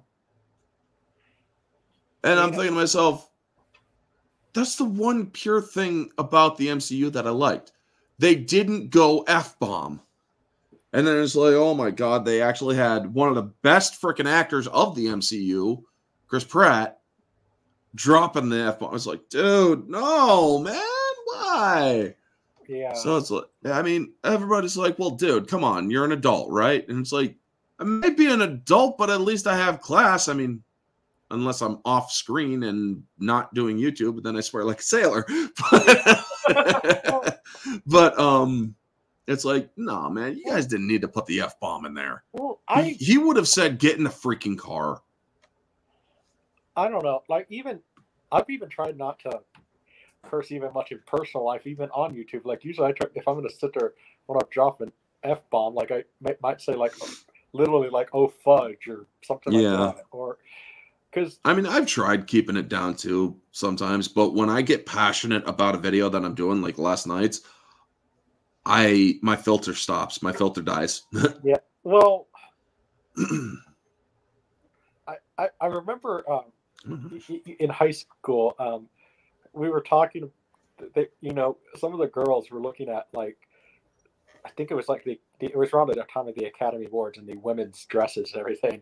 Somebody sit there and said by my reactions, I should start a show like the Fashion Police. But I'm like, man, I first of all, I would suck at that show because I mean, I'm literally just wearing a t-shirt and hoodie and a cowboy hat. And, but it was just based on my comments because they said I have this Joan Rivers sense of humor sometimes. It's Joan Rivers. Oh my gosh. I believe she passed on or like last year or the year before. Yeah. Complications of surgery. So yeah. But rip. No, jeez. I say rip, and he goes off screen. But no. Anyway, I'm debating if we got 8 minutes. I'm debating if we want to go for the 3 hours or not. But we can. I mean, yeah. Good time for a podcast to end. But so I guess we could end it like. But yeah, Orange Hat. Sorry. Orange Hat, do you want to plug anything? Tomorrow I got my Tuesday theme stream of Armageddon versus Deep Impact. Tomorrow night is Society Reviews on his channel where I'm part of the Barroom podcast. Wednesday is Ones and Twos with Mara on her channel, Jade Shadow, where we're talking National Treasure 1. Singles on my channel Thursday night where we're talking Con Air. Next week is National Treasure 2 on hers and The Rock on my channel for singles. And other than that, it's Tuesday theme streams at 1:30 p.m. and weekly recaps on Sunday nights at 8. Okay. Awesome. Eric? But yeah, this is by far the longest sit down by the fire we've ever done. But yeah, what I have coming up, some episodes of Let's Watch a Movie. That's now my most popular series. It's a series where I upload public domain movies onto my YouTube channel. Nice. And yeah, and I hit an absolute peak with the series when I put up Sherlock Holmes and the Scarlet Claw. That's now my 4th most viewed video of all time on my channel. I went at such a high and now it went down with views. So I'm hoping that with my next episodes that it will peak back up again. But yeah, I have some more episodes of Things That Piss Me Off coming out. There's a 3rd Things That Piss Me Off movie coming out. And that's... there are talks of doing a spin-off of Things That Piss Me Off, but it's... So... My dog's name is Simba, and so there's a talks of spin-offs called Things That Piss Simba Off. So yeah, and there's also a spin-off where Junebug buys the rights to Things That Piss Me Off. The issue is editing on my computer has been a nightmare because the editing software, there's no sound. Yeah, I totally Bob Iger Eric. Nice. So yeah, I've been trying to fix that. Trust me, I have. But the editing with my software has been a pain in the neck because when I edit, there's no sound, and when I go on YouTube and watch videos, there's sound there, but not in the editing software. So I don't know what's going on, people. I really, truly don't. I'm trying to figure it out. Okay. But hey, what matters is that I'm doing the best that I can. And I'm also going to be doing an autograph collection video. That's going to be quite the collection video because I've counted. I have over 40 autographs. So yeah, so that's going to make quite the autograph collection video. So yeah, that's pretty much what I got planned. All right. Cool. Well, I'm going to continue with Sit Down by the Fire. Coming up April 24th, I will be having a little show called the Junebug Film Sunday Movie. Well, I'll be showing a public domain movie every Sunday, but it'll be sort of, well, like when we were kids and we watched the Disney Sunday movie. But it'll try to be more of a element to it where there's a show around the Sunday movie. Then after that, I want to upload public domain cartoons on Saturdays, so Saturday mornings. And then eventually, further down the line, there will be even DVDs possibly sold of that stuff too. To hopefully get the media company going. So, but yeah, go check out both of their channels. I'm pretty sure a lot of you are already subscribed to Eric and subscribe to Orange Hat. He's a good guy. He can especially some of the uncensored videos. Oh yeah. Which remember, and by the way, come after me and Orange Hat in the views if you have anything we said that you don't like. Do not go after Eric because please respect the fact that he's going to go into SAG. Yeah, and that's exactly why that I started that new rule on my YouTube channel. There's no talking about controversial topics because I really don't want to risk to be canceled. So yeah, you don't want to. Well, it's something that's very understandable. I mean, you're just getting started into it. You don't want to taint it, right? And that's why, at least with the podcast, I sit there and say, "Hey, I mean, I'm already not going to be liked. I mean, I'm going to be a media head and going after. I got a plan with everything. So yeah. So people, the industry is not going to like me anyway. So anyway, so thank you for watching, folks, and see you. Take it easy, folks. Stay humble. There you go.